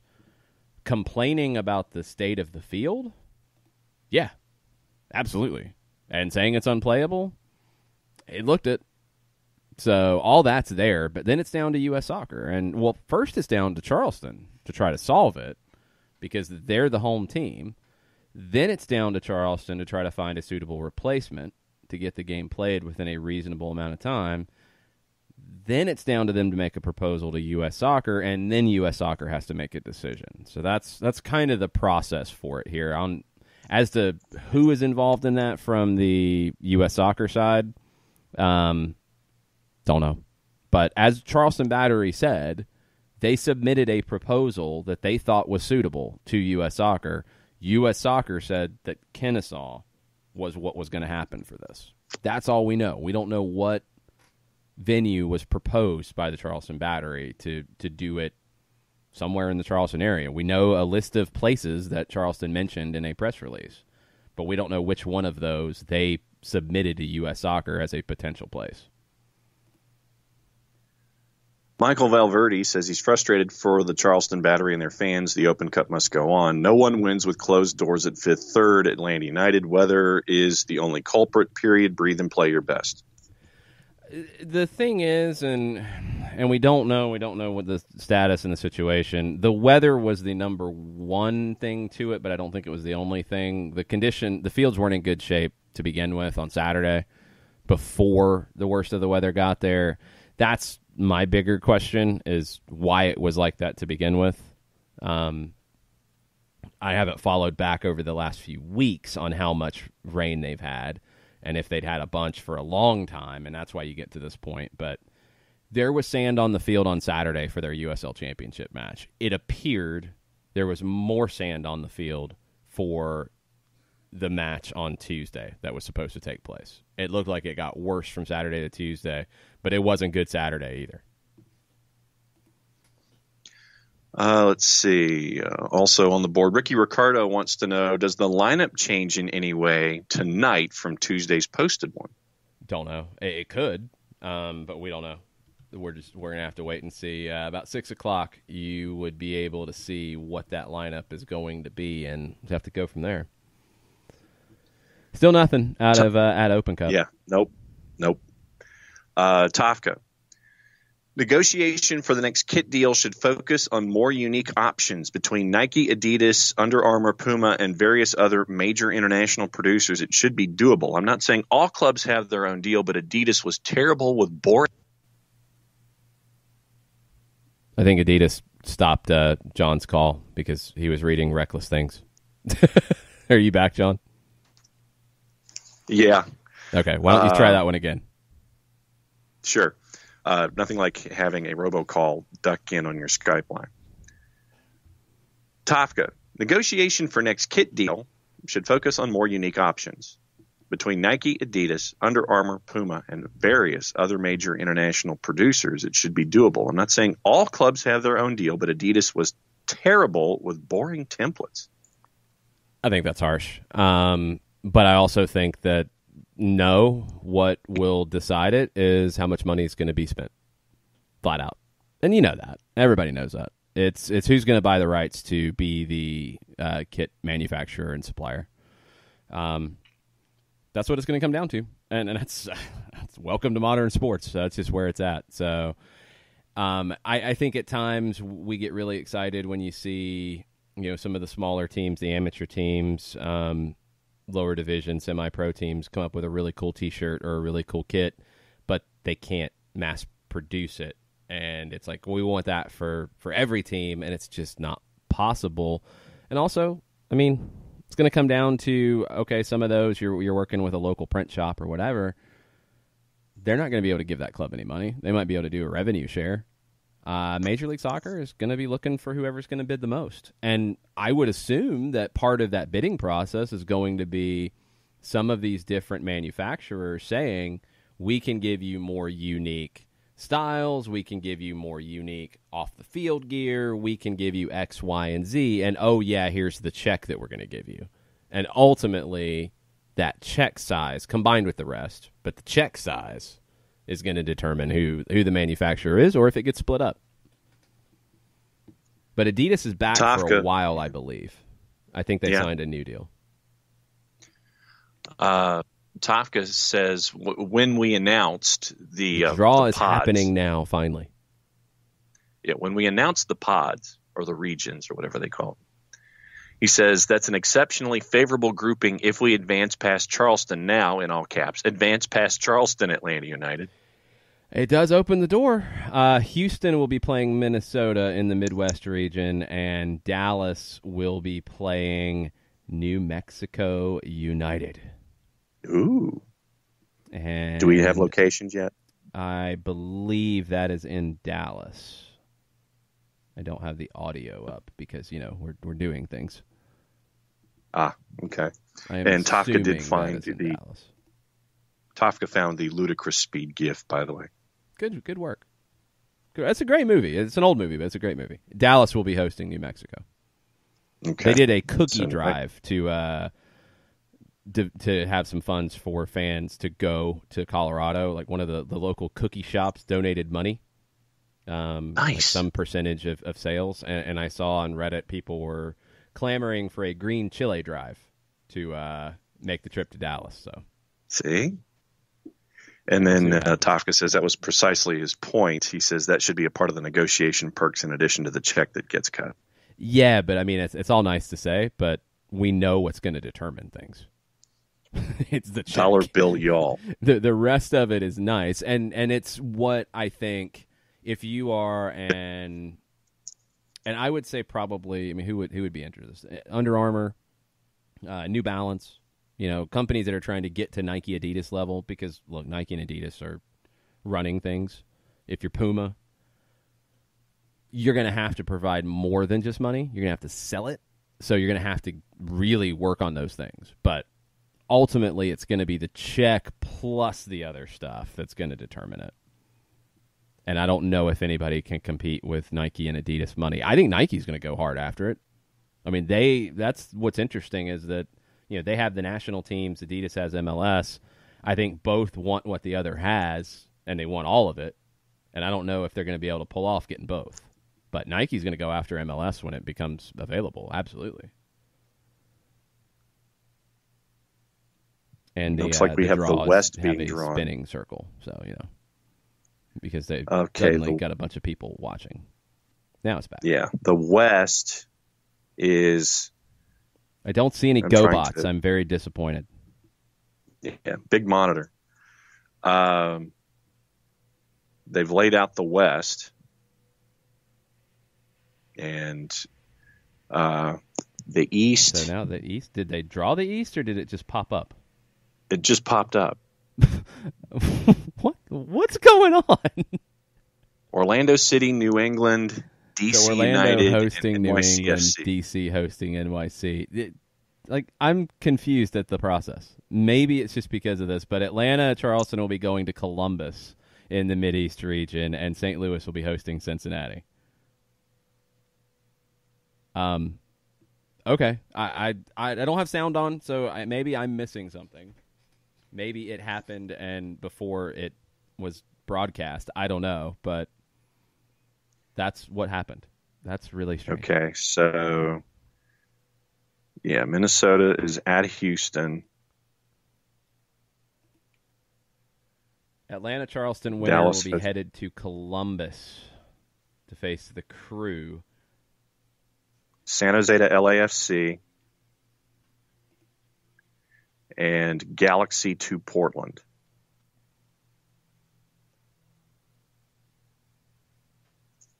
So that's your run. All right. We will get all of this caught up. I have no idea how this whole thing worked at Open Cup. It felt like maybe we missed part of the broadcast. Well, maybe they... Yeah. Maybe it just didn't go up live when it was supposed to. I don't know. That would be my guess. Yeah. So anyway, Atlanta Charleston winner headed to Columbus. Round of 16 will be played between June 18th and 23rd.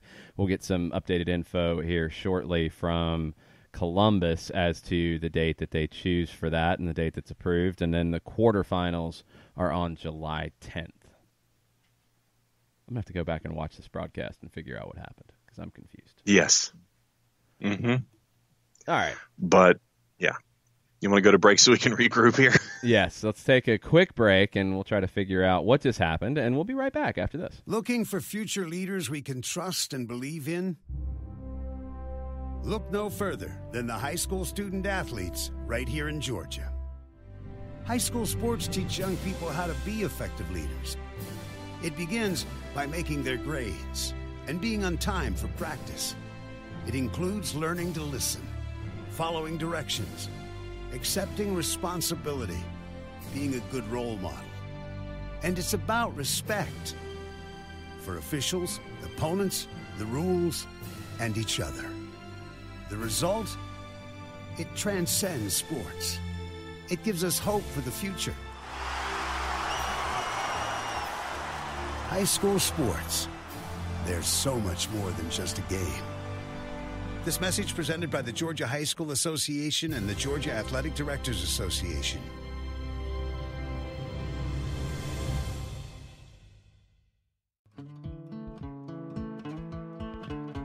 Today's show is presented by Appolinsky & Associates, personal injury lawyers with over 30 years of experience, supporters of Atlanta United, Faction, and Inter-Atlanta Youth Football Club. If you've been hurt in a wreck, contact Steve today at steve@aa-legal.com or call in 24/7 at 404-377-9191. The initial consultation is free. We know that every driver is different, and a one-size policy does not fit all. That's why Country Financial offers a variety of discounts, so you get the coverage you need and the savings you deserve. From good driver to good student, multi-policy to multi-car, we've got a discount to suit every driver. Call Jason Wright at 678-568-6871 today to see what you could save. On Facebook at Jason Wright Agency or by phone at 678-568-6871. Discounts vary by state. Policies issued by Country Mutual Insurance Company, Country Preferred Insurance Company, or Country Casualty Insurance Company, Bloomington, Illinois.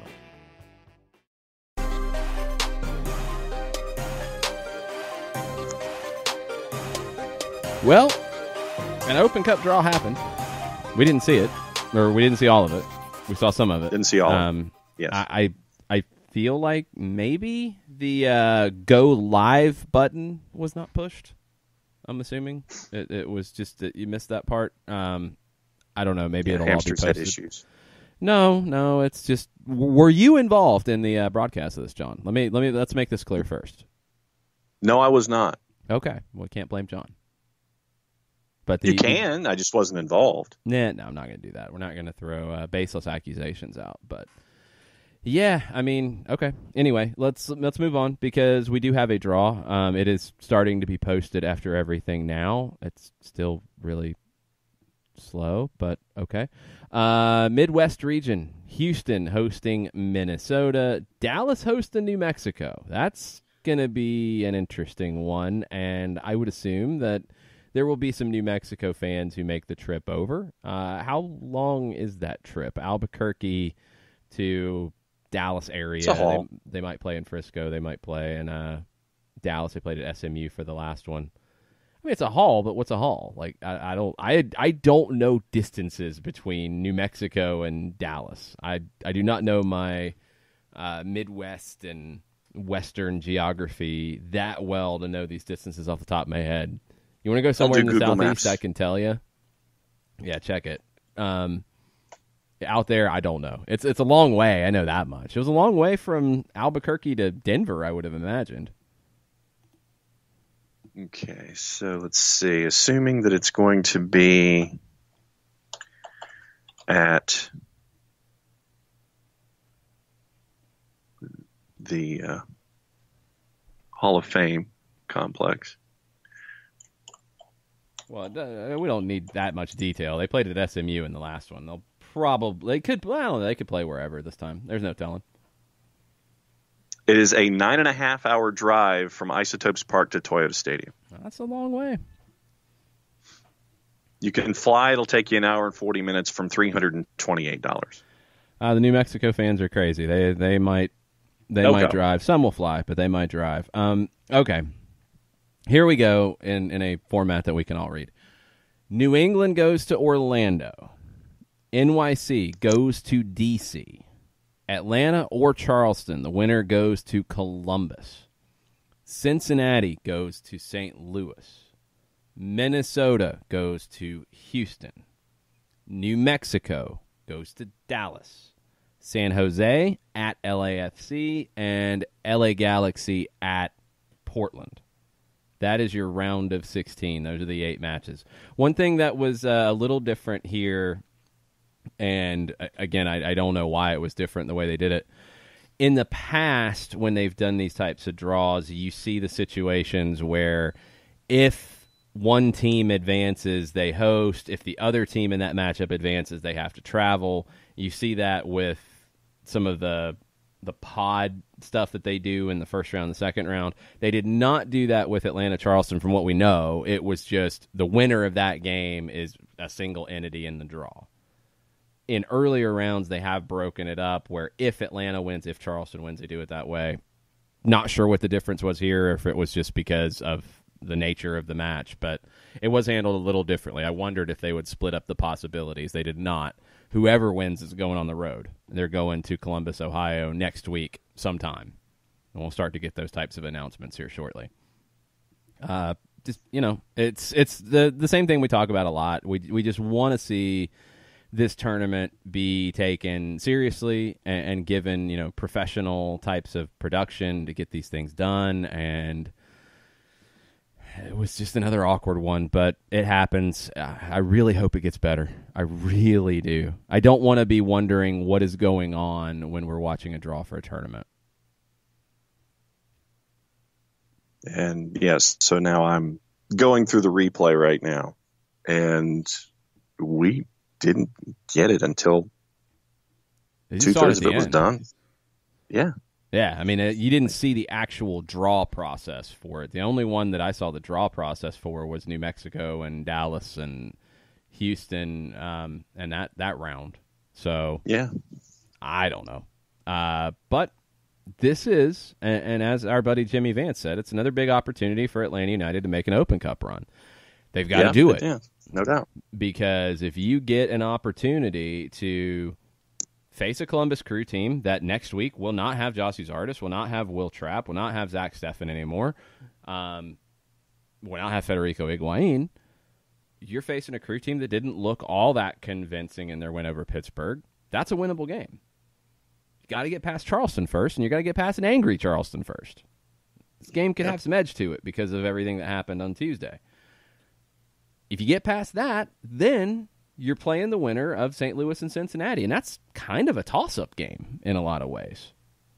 I mean, we've seen St. Louis FC this year. They're good defensively. They're very organized, but they're not really a team that scares you going forward. They're good in the air. They're good on direct play, but that's about it. And Cincinnati has struggled a lot as of late. So you get past those, that gets you into the semis. It is a definite road that you would want to see. You wish you were at home, but it is a road that is doable when it comes to the U.S. Open Cup. We're going to talk to Doug Robertson from the AJC here in just a bit. We'll get some thoughts. Doug threw a message at me that he doesn't think the lineup will change tonight. I don't really either. I don't see any reason why it would, because it wasn't a lineup that looked like it was being prepared to play on a bad field. It wasn't like we don't want to risk anybody. It was about as good of a lineup as you could have for that game on Tuesday. So I would expect that it's probably going to look the same tonight. You never know. They could change it, but I'm not expecting a change either. I'm with Doug. No, and I mean, with Pereira and what was that? Was what Pereira and PT and Carlton? Carlton, yeah. So I mean, that had some spice to it. I was looking forward to that one. So I want to see if everything carries itself through. Yes. Tonight, again, broadcast plans. It's 7:00 on ESPN Plus. That's the only way to watch and or listen. We'll be on at 6:00 on the Soccer Down Here app, on soccerdownhere.net, on Spreaker for pre-match coverage.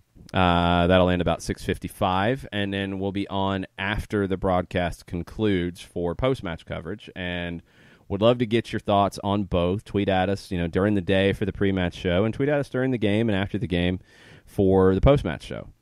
Lots of stuff in this one, because I think if you're Atlanta and Charleston and you look at this draw, you're licking your lips a little bit. It's doable. For Charleston as well. If you're the Charleston Battery and you look at this, you can play with Columbus, you can play with St. Louis, you can play with Cincinnati.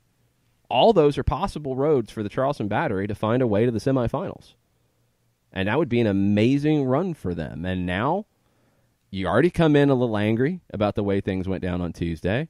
Now, you just had something fall into your lap that should feel like an opportunity. So this game tonight could be a little extra spicy because of the draw, because I think both teams feel like they can manage that draw to get to the semis. Tony Jabroni wishes MLS teams could enter a round earlier for the Open Cup. Seeing MLS versus MLS is not as exciting as an MLS versus USL match, in my opinion. #Thirsty Thoughts. Well, no. Here's the thing, though. You'll see MLS versus MLS later in the tournament, because you should. That's what happens. But it'd be great to see MLS teams in one round earlier, to see them play some of the smaller teams in that round. MLS teams should win that. If they don't, they're going to be criticized roundly, and they should. At this stage, when you get to a round of 32 and a round of 16, you're going to see MLS versus MLS. So you go in a round earlier, it doesn't eliminate MLS versus MLS matchups. It just eliminates them to start the tournament. That's the difference. So MLS teams should be getting to this point. It's just I think they should have one more step to get through to get to this point. It'll open up some different matchups that would be good for the tournament and good for the game.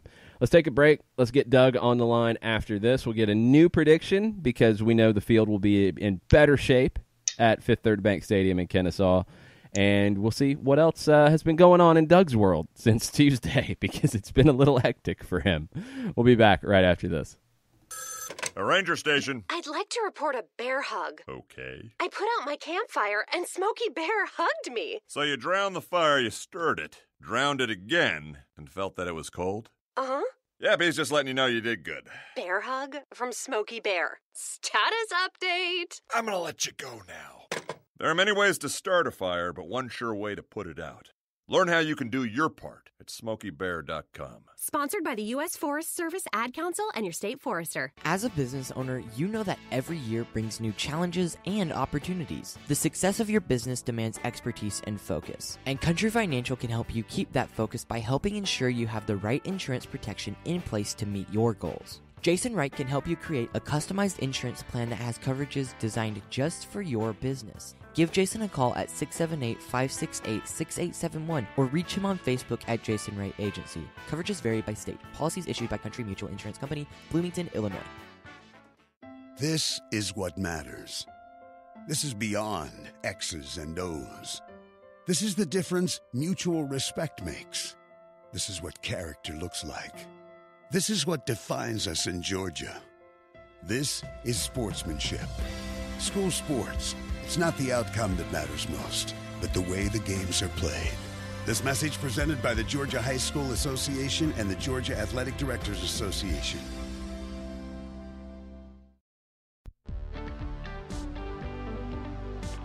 If you've been hurt in a car wreck, contact my friend Steve Apolensky of Apolensky and Associates.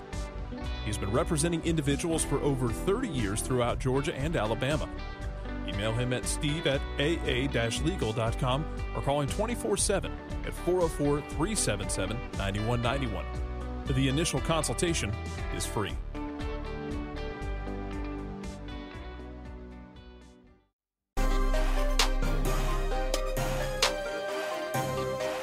Welcome back. Soccer Down here, June 13th. It is Thursday Thoughts. It is Match Day Thursday after it was not Match Day Tuesday. Doug Robertson was there for not Match Day Tuesday. How was not Match Day Tuesday in Charleston, Doug? In the end, it was probably more interesting than the game itself would have been. Maybe so. But it just felt like a total waste of a lot of time. Yeah. The Open Cup can be chaotic at times. We've talked about it before. I remember the Silverbacks beating Georgia Revolution in Conyers, and I believe you were about to send a story that the Seattle Sounders were coming to Silverbacks Park in the next round because that's what was supposed to happen. And team officials came over and said, that might not happen. Hold off on that. Right. We sold the game. Yeah. Yeah, exactly. So that can't happen anymore. But the Open Cup always brings the drama, and Tuesday did not disappoint in that regard. I mean, just for you, like, how crazy was this whole process covering it and trying to figure out what was happening and what was going to happen? People were trying to be helpful, but it was a little bit ridiculous, to be honest with you. I think Chris shared with you yesterday when he was on the show, when we were driving over or about to drive over there, I saw a picture of the field that someone had posted because they're at the Three Lions pub watching the Women's World Cup. Yeah, and they tagged me in that too. Yeah, I turned to Chris and said, I think this may be ruled unplayable based upon that photo. And then we got there and walked up to the press box and saw the field, and my intuition grew stronger that the match official was not going to allow this thing to go on. It was the worst field I've ever seen, and that includes Heredion. Oh, wow. Field. And it's not Charleston's fault. It's not anybody's fault. It's just the weather. And had it not rained that afternoon, I think they could have played. I think the match official probably would have said, yeah, we can make this work. But, as soon as I saw Manny on the field and people from both teams on the field with phones, it became pretty clear pretty quickly this is not happening. And then a referee, there were like 10 gigantic patches of mud that were covered with sand on the field. A referee took like a 3-step run and tried to plant his foot in the sand, and he slid for a foot. And it just became clear this is not going to happen. It's too dangerous. And so then, Charleston at like 7:23, 7:25 posted or announced on the PA system, game is abandoned due to an unplayable field. A decision will be reached no later than noon on Wednesday. They were pretty confident and pretty adamant. So then I asked to speak to Charleston's president, and he came up and said, we're headed over to College of Charleston right now at Patriots Point, which is where Atlanta United trained the previous 2 years for their preseason tournament in Charleston. And he seemed pretty confident that that's what was going to happen. They were going to play there yesterday at like around noon at College of Charleston. And so we all went down to the Three Lions pub because the press box was closing, and nothing happened then. Atlanta United didn't have any info. Charleston still didn't have any info. Around 11:15 last night, they posted, or 2 nights ago, they posted, no game on Wednesday. So that means College of Charleston was out. So then Atlanta United kind of hung around for a bit Wednesday morning trying to figure out what was going to happen. But the rain just kept coming, and so it was obvious there was not going to be any game on Wednesday either. So Atlanta United came home. So Chris and I waited till he was done with your show, then we came home. We started reaching out to people around 11:15, 11:30 from all sorts of different organizations, trying to find out if a decision was going to be made at noon. No, not going to be made at noon, hoping a little bit later. Then it was, nope, not going to be a little bit later. Then it's going to be within an hour. Then it wasn't within an hour, and then it's going to be later this afternoon. And then it wasn't later this afternoon, then it was going to be at some time later today. And then finally, at whatever frickin' time it was last night, I finally got confirmation from a third-party source. This is what's happening, and that's when I posted my story, which is what I originally thought was going to happen, which I posted on Twitter, sitting in the Charleston press box almost within 10 minutes after the game was postponed, that it was going to be at Kennesaw State. It was going to have to be a closed game because you couldn't get the tickets sold in time. You couldn't get security hired, none of that stuff. And this is what was going to happen. And sure, dang enough, that's what happened.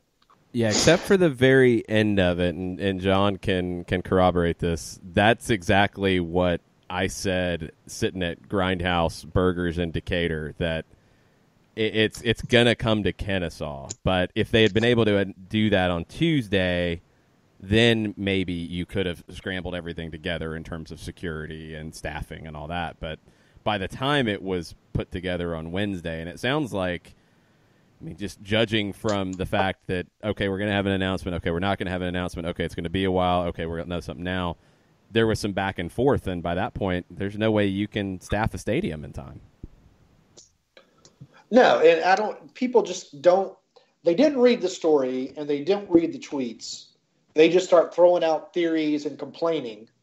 They've got to open the stadium. They've got to open the stadium. Well, no, they don't. They don't, because they can't. It's not that they don't want to. It's like I finally just kind of snarkily responded to someone. You really think that both teams decided they don't want revenue from parking, concessions, and merchandise? They're just doing this just to piss everybody off? No. It can't be opened.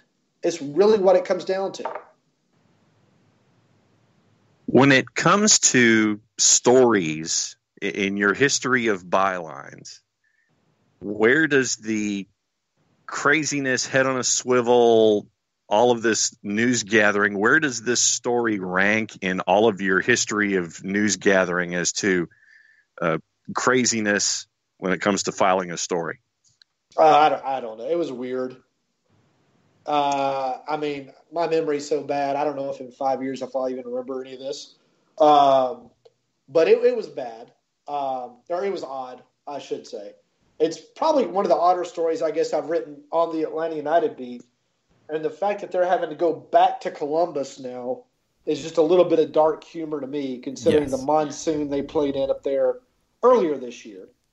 And the difference, Charleston people are complaining about that, bringing up, well, they played at Columbus in a rainstorm.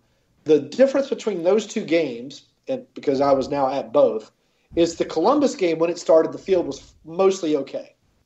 It was playable. Wet. It didn't turn to mush until after the game started. That's the difference between that game and the Charleston game. The Charleston field was already mush before the game started. That's why they abandoned it. The Columbus field was okay. And then the downpours happened. So that's why.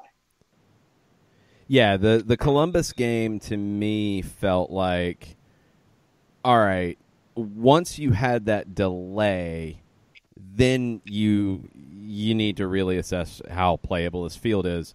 And we also afterwards said that if you had looked at the weather and prepared, you could have just started late and maybe played on a better surface overall. But, yeah, I'm with you. It was a completely different situation at the start because if you go back and you watch the game from Saturday between Charleston and Birmingham, there was sand on the field on Saturday and then a lot of rain on top of it. So it was already in not pristine condition, and all that rain on top of it, it had completely deteriorated well before kickoff was scheduled. Yeah, and again, it's not the battery's fault. It's just, if you want to blame someone, I guess you can blame the battery for not having a better field and better drainage and stuff like that. But I wouldn't. It was more just a result of never-ending rain for 4 to 5 days.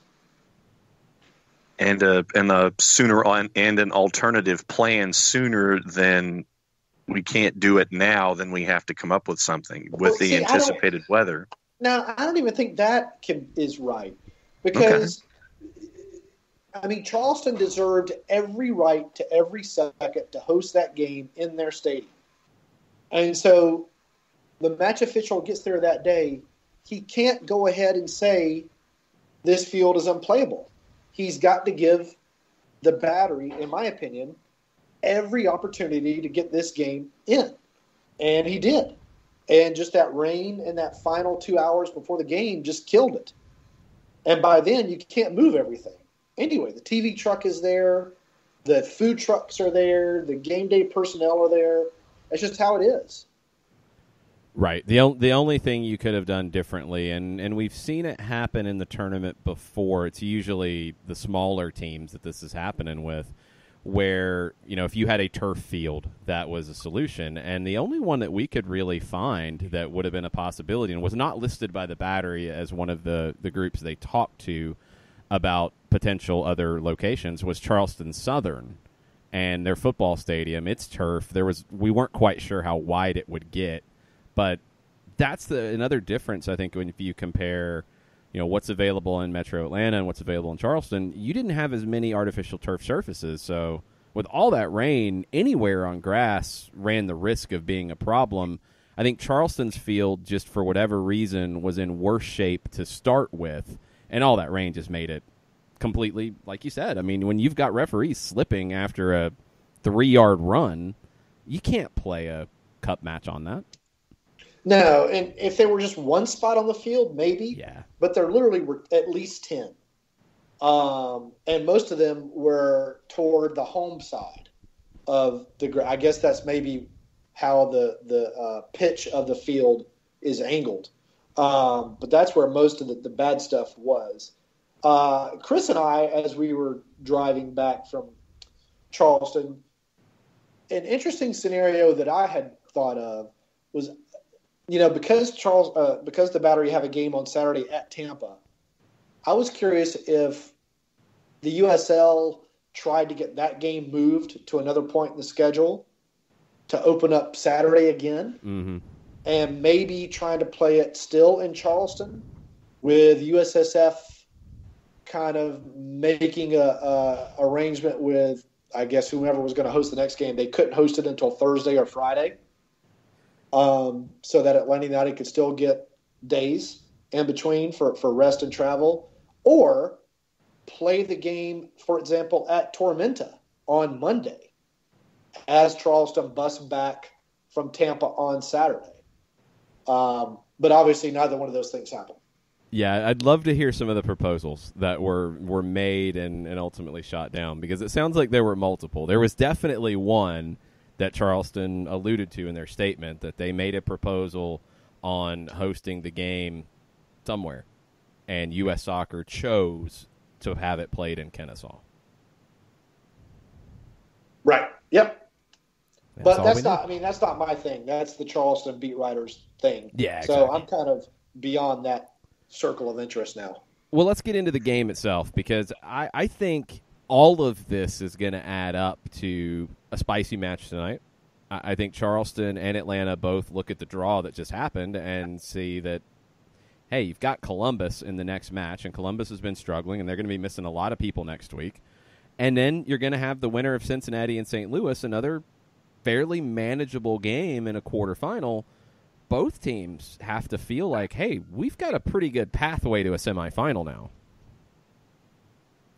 Yeah, I would think so. I'm curious. I mean, you got to play the next game, but I'm curious how much Charleston is going to put into this with another league game on Saturday. And if they're just going to be kind of just emotionally deflated after all the goofiness of the past 2 days. So I think they'll either be super flat, or I guess they will be fired up and they'll be super flat at Tampa. But I guess we'll see tonight. So are we going to adjust predictions now? Is that? Yes. Like, I don't know why you're fighting adjusting predictions. I'm not fighting it. It's a very different situation. We are not playing on the field that, look, we saw on Saturday. We talked about how conditions were going to be bad Tuesday, and I think it affected all of us the way we were thinking about it. Jarrett kicks us off with a 3-1 win for Atlanta. Dion Pereira as the star of the night. Pitti drawing lots of attention. Could see that. I'm curious if we see the same lineup. I'm with Doug. I think, I don't know why we'd see any changes. It seems like a lineup that would be available tonight and be available to be strong. I thought it was a good lineup. I was looking forward to seeing it, so I hope we do see it. John, what are you thinking tonight? Well, as I said when we were making the initial predictions on not match day Tuesday, if weather had not been a factor, I would have said 3-1. I said 2-0 with weather being a factor, so I'll go back to weather not being a factor and go 3-1, Atlanta United. So 2-3-1 predictions on the board. Doug, what are you thinking tonight? 2-1 Atlanta. Same reasons as before. Atlanta just doesn't score a lot of goals and really hasn't shown consistent signs that it's capable of scoring a lot of goals this season. So I think Charleston is going to bunker, as most teams will try to do, see how long they can keep that bunker and how long they can keep it scoreless. But Atlanta will win 2-1. I think the battery will probably score off a set piece. I'm with Doug. I'm at 2-1 as well. I think Charleston will sit back. I do worry about Svantesson a little bit up top and his height, just because it's such a different, weird matchup. But Atlanta will be able to eventually break Charleston down with that midfield trio, with Pereira, Carlton, Pitti, all strong 1v1 threats and creating opportunities. I think they find the breakthrough that way. I would love to see Romario Williams find his scoring form again. He's going to need it, and Atlanta's going to need that from him. If he can get some chances created by that trio behind him, I'd love to see him bury one. But I think it's going to be the midfield of Pereira, Carlton, and Pitti that lead the way for Atlanta. I do worry about Charleston on set pieces, and I do worry especially if they get the first goal and then just completely sit back and bunker. I want to see if they change their approach. And I kind of think they will. I don't think they would have bunkered as much in Charleston. I do think they're going to sit and defend pretty deep here. So maybe they do change their lineup from what they were thinking. No, I'm down with that as well. So Svantesson being 8 feet 3 inches tall, that was where I was thinking that Charleston was going to get their goal, was something involving him. And set piece to me was what was my gigantic red flag when it came to the goal that I give the battery in this one. So, Doug, you've had a lot of unexpected content over at the AJC as of late. What do you have between now and next week? We'll all have the game tonight. And then I guess it'll depend upon availability. I'm guessing we'll come back and have availability on Monday. And then I'll be traveling to beautiful Columbus for what I'm assuming is going to be one final time, depending upon playoffs. And I'll write from there. And then we'll see what Atlanta United has for availability beyond that as they ramp back up again for league play at Toronto. Yeah, got to get through tonight for all that to happen. And I don't think Charleston's going to be deflated. I think they're going to be up for it. And if they get the first goal, that's what's scary about this one, is that they're going to be up for it.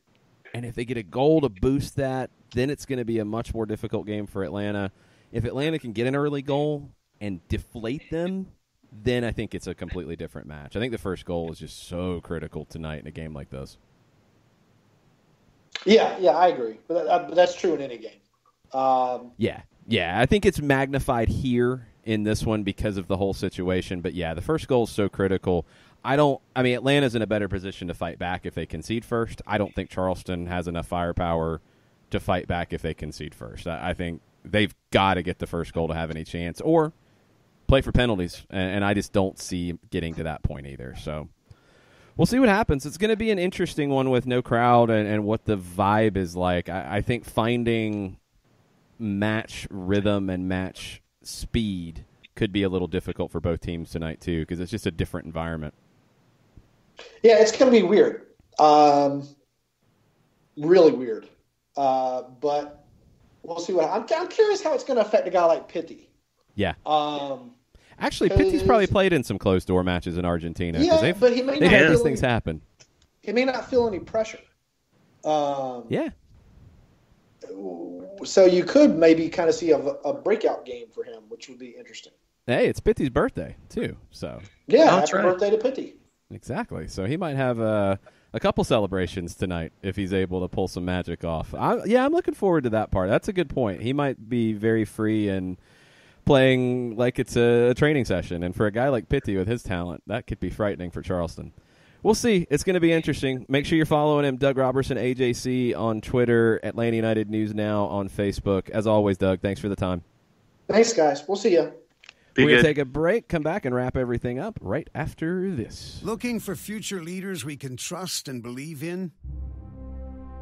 Look no further than the high school student athletes right here in Georgia. High school sports teach young people how to be effective leaders.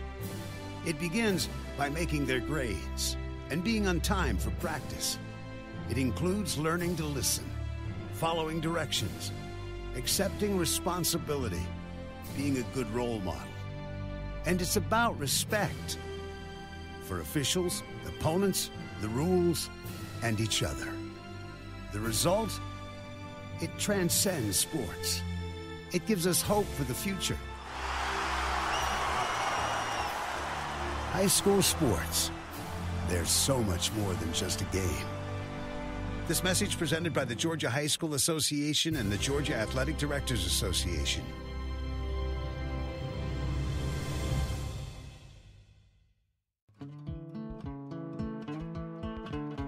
Today's show is presented by Appolinsky & Associates, personal injury lawyers with over 30 years of experience, supporters of Atlanta United, Faction, and Inter-Atlanta Youth Football Club. If you've been hurt in a wreck, contact Steve today at steve@aa-legal.com or call in 24/7 at 404-377-9191. The initial consultation is free. We know that every driver is different, and a one-size policy does not fit all. That's why Country Financial offers a variety of discounts, so you get the coverage you need and the savings you deserve. From good driver to good student, multi-policy to multi-car, we've got a discount to suit every driver. Call Jason Wright at 678-568-6871 today to see what you could save. On Facebook at Jason Wright Agency or by phone at 678-568-6871. Discounts vary by state. Policies issued by Country Mutual Insurance Company, Country Preferred Insurance Company, or Country Casualty Insurance Company, Bloomington, Illinois.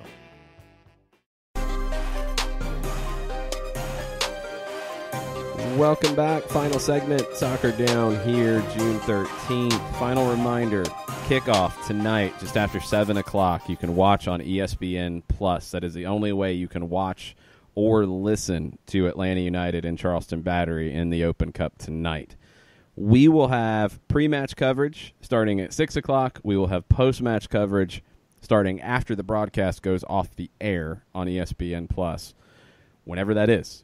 Extra time and penalties could be on the cards tonight. You never know. It is a cup match. A winner has to be determined tonight. We'll have all that for you starting at 6 o'clock tonight. We want you to be involved in that too, so tweet at us. Pre-match, tweet at us. Post-match, tweet at us during the match, and we will talk about it before and afterwards.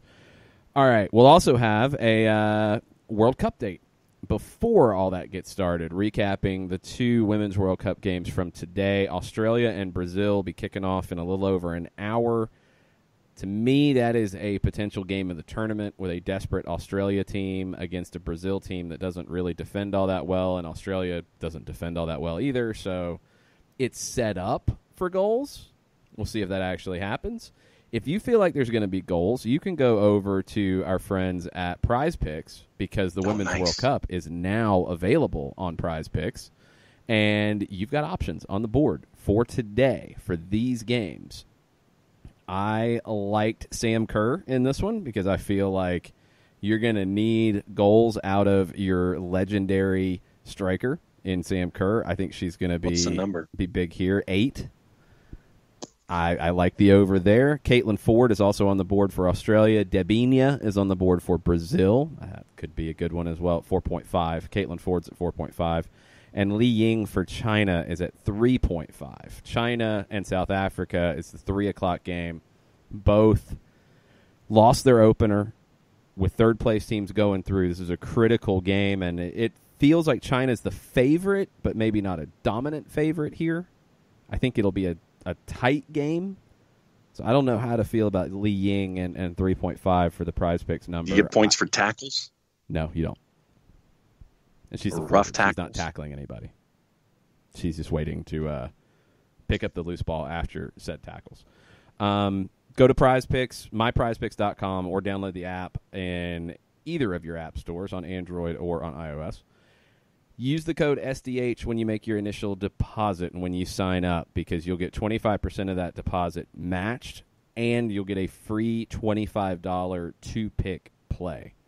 Use that code SDH. Go to Prize Picks. Women's World Cup is now available, and there will be new players on the board after each set of games finishes up. So I'm really curious to see what Alex Morgan's number is going to be when the U.S. plays Chile 11 billion. Weekend.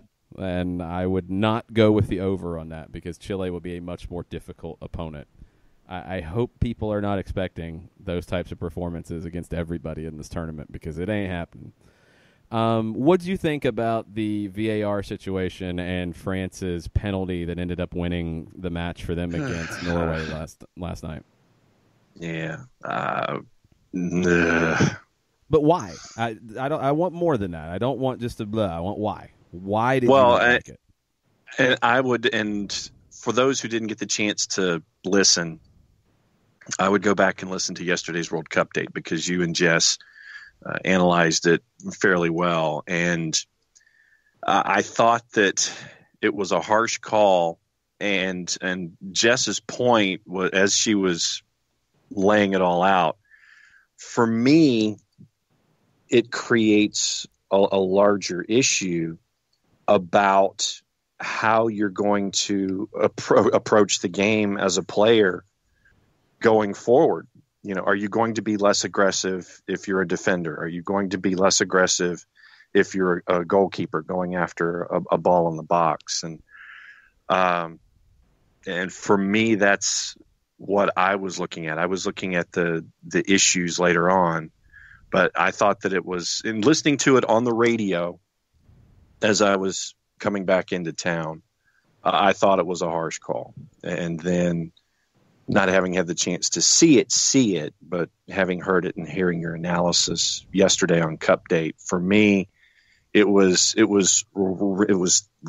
wow. It was harsh. It was really, really harsh. But my issue I would not have called with this. it wasn't called on the field. It goes to VAR. It's clear and obvious error, and they look at it and then they give it. I think when you take it out of context, I can absolutely see why you think it is a penalty, because there's contact made as the player's clearing the ball.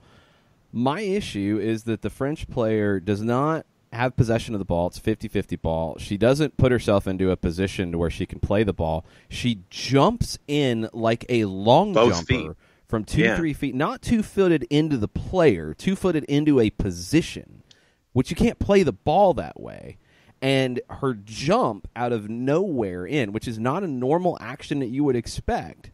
Defender is going to clear the ball, and I believe, as Jess said, welly it into Rosette. Yes. Awesome. Yeah, the defender is in that motion, not seeing a player in the vicinity.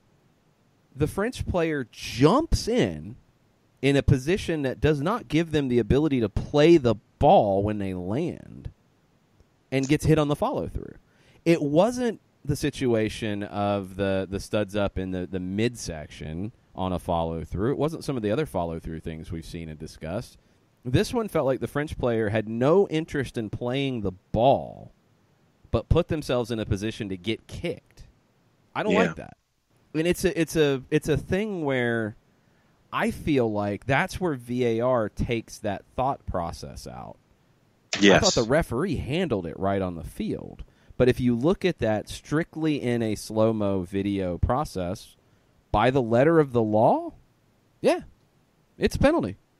But by the feeling of the law and the feeling of the way the game is called, I didn't think it was a penalty. And that's the hard thing about this.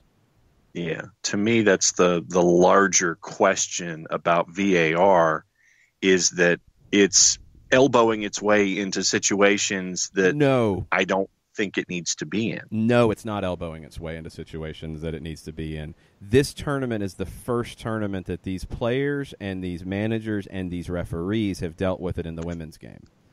It is not elbowing its way in when it comes to Champions League, MLS, and other leagues that have had it and have worked through some of these issues. It's a very important distinction in what I see. I think in MLS, you're not having that call happen the way it did with VAR. I think it might have last year. I don't think it's happening now. I think right now you have referees using VAR, and you have VAR officials who are not as well versed in it, and you have referees who are not as used to it, and it's different. It feels like the end of 2017 with VAR in MLS, where everybody's still getting used to how it works and when it should be involved. So I disagree that it's elbowing its way in as a whole. I think in this tournament, everybody's still getting used to it, and you're having some bad situations with it. And that, for me, I just don't want it to be. I don't want it to be the crutch that it was at points that we've seen in MLS. And that's the thing, is I don't think it is that anymore in MLS, because you have referees that are used to it. You have video assistant referees that are used to it. You have AVARs now that are used to it. That's not happening like it was. This felt like a crutch. I don't even think it was an act. I don't even think this one was. I think we've seen it in this tournament where it's happened some. This one, I feel like the video assistant referee looked at it and saw the kick to the knee and said, yes, this is a clear and obvious error. And the referee, for whatever reason, did not stand firm by the way they saw it on the field. I didn't like it. I think it's more of a feeling. It's not a mechanics issue. It's not a letter of the law issue. It's a feeling issue. I don't feel like that was the right thing in the spirit of the game. It just didn't feel right. Yeah. I mean, that's why I said that it was more of like elbowing your way in. It was like an insertion to me as opposed to something that didn't need to be there. In this one. But I do think there's an important distinction, because this is not the new handball definitions. This is not some of the other changes in the laws that are taking a little bit of time across the board. This is not that. This is, in this call, it was a video assistant referee and a referee who probably haven't worked together in those roles, and it just didn't feel right. And I feel like Norway's kind of hard done by it, and France gets the benefit of it and converts the penalty and takes the 2-1 win. and they're in great shape in their group. So, look, there's been a lot of conversation about it. I think it's important to separate some of these conversations, though. This one was a VAR implementation question for me. The handball situations is more interpretation and the way the new rule is defined. I don't even think VAR is the overriding issue there. I think it's about this whole arm extended past the silhouette and what's a natural position and what's not a natural position. And now you're taking accidental out of it, but referees are talking about expected play, and it's still, they tried to define it better to take gray areas out. I think there's still too many gray areas in the way the thing is handled.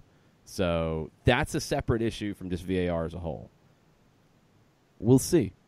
We're still in group stage. We're in the second games for teams in the group stage. We'll see how the rest of this tournament goes. I have a feeling that this is going to be the tournament with the most penalties in Women's World Cup history. And not just because of the number of games, but because of the number of penalty situations we're seeing and the number of video assistant referee situations we're seeing around those penalties. Yeah, so you've got 2 matches today. First one's at the top of the hour if you're listening live. So you've got your nooner and you've got your 3, and don't forget my prize picks. And you like the Debinha number, yeah? I like the Debinha number and I like the Sam Kerr number. They're both high, but I feel like that Brazil-Argentina game, you've got 2 teams that don't defend well. Australia's desperate. They need 3 points here after losing all 3 points to Italy. They've got to go for it. So I feel like they're going to be wide open as they usually are, and I feel like Brazil is going to play how they usually play, and you're going to see a lot of goals in this one. So I like the overs on those. But go check them out. Prize Picks. Use the code SDH. You'll get 25% of your deposit matched. You'll get a free $25 2-pick play. It's a lot of fun. It's daily fantasy, and it's easy because you're just picking over-unders on stuff. Open Cup, if you missed it, Houston Dynamo will host Minnesota. Dallas will host New Mexico. LAFC will host San Jose. Portland will host the Galaxy. Orlando hosting New England. DC hosting NYCFC. Atlanta Charleston winner will go to Columbus, and Cincinnati will go to St. Louis. That's your draw. Kickoff tonight just after 7. We'll be back at 6 o'clock with pre-match coverage, and we'll have a World Cup date for you between now and then. Thanks, everybody, for listening. Talk to y'all in a bit. Mucho platiyo. Mucho platiyo.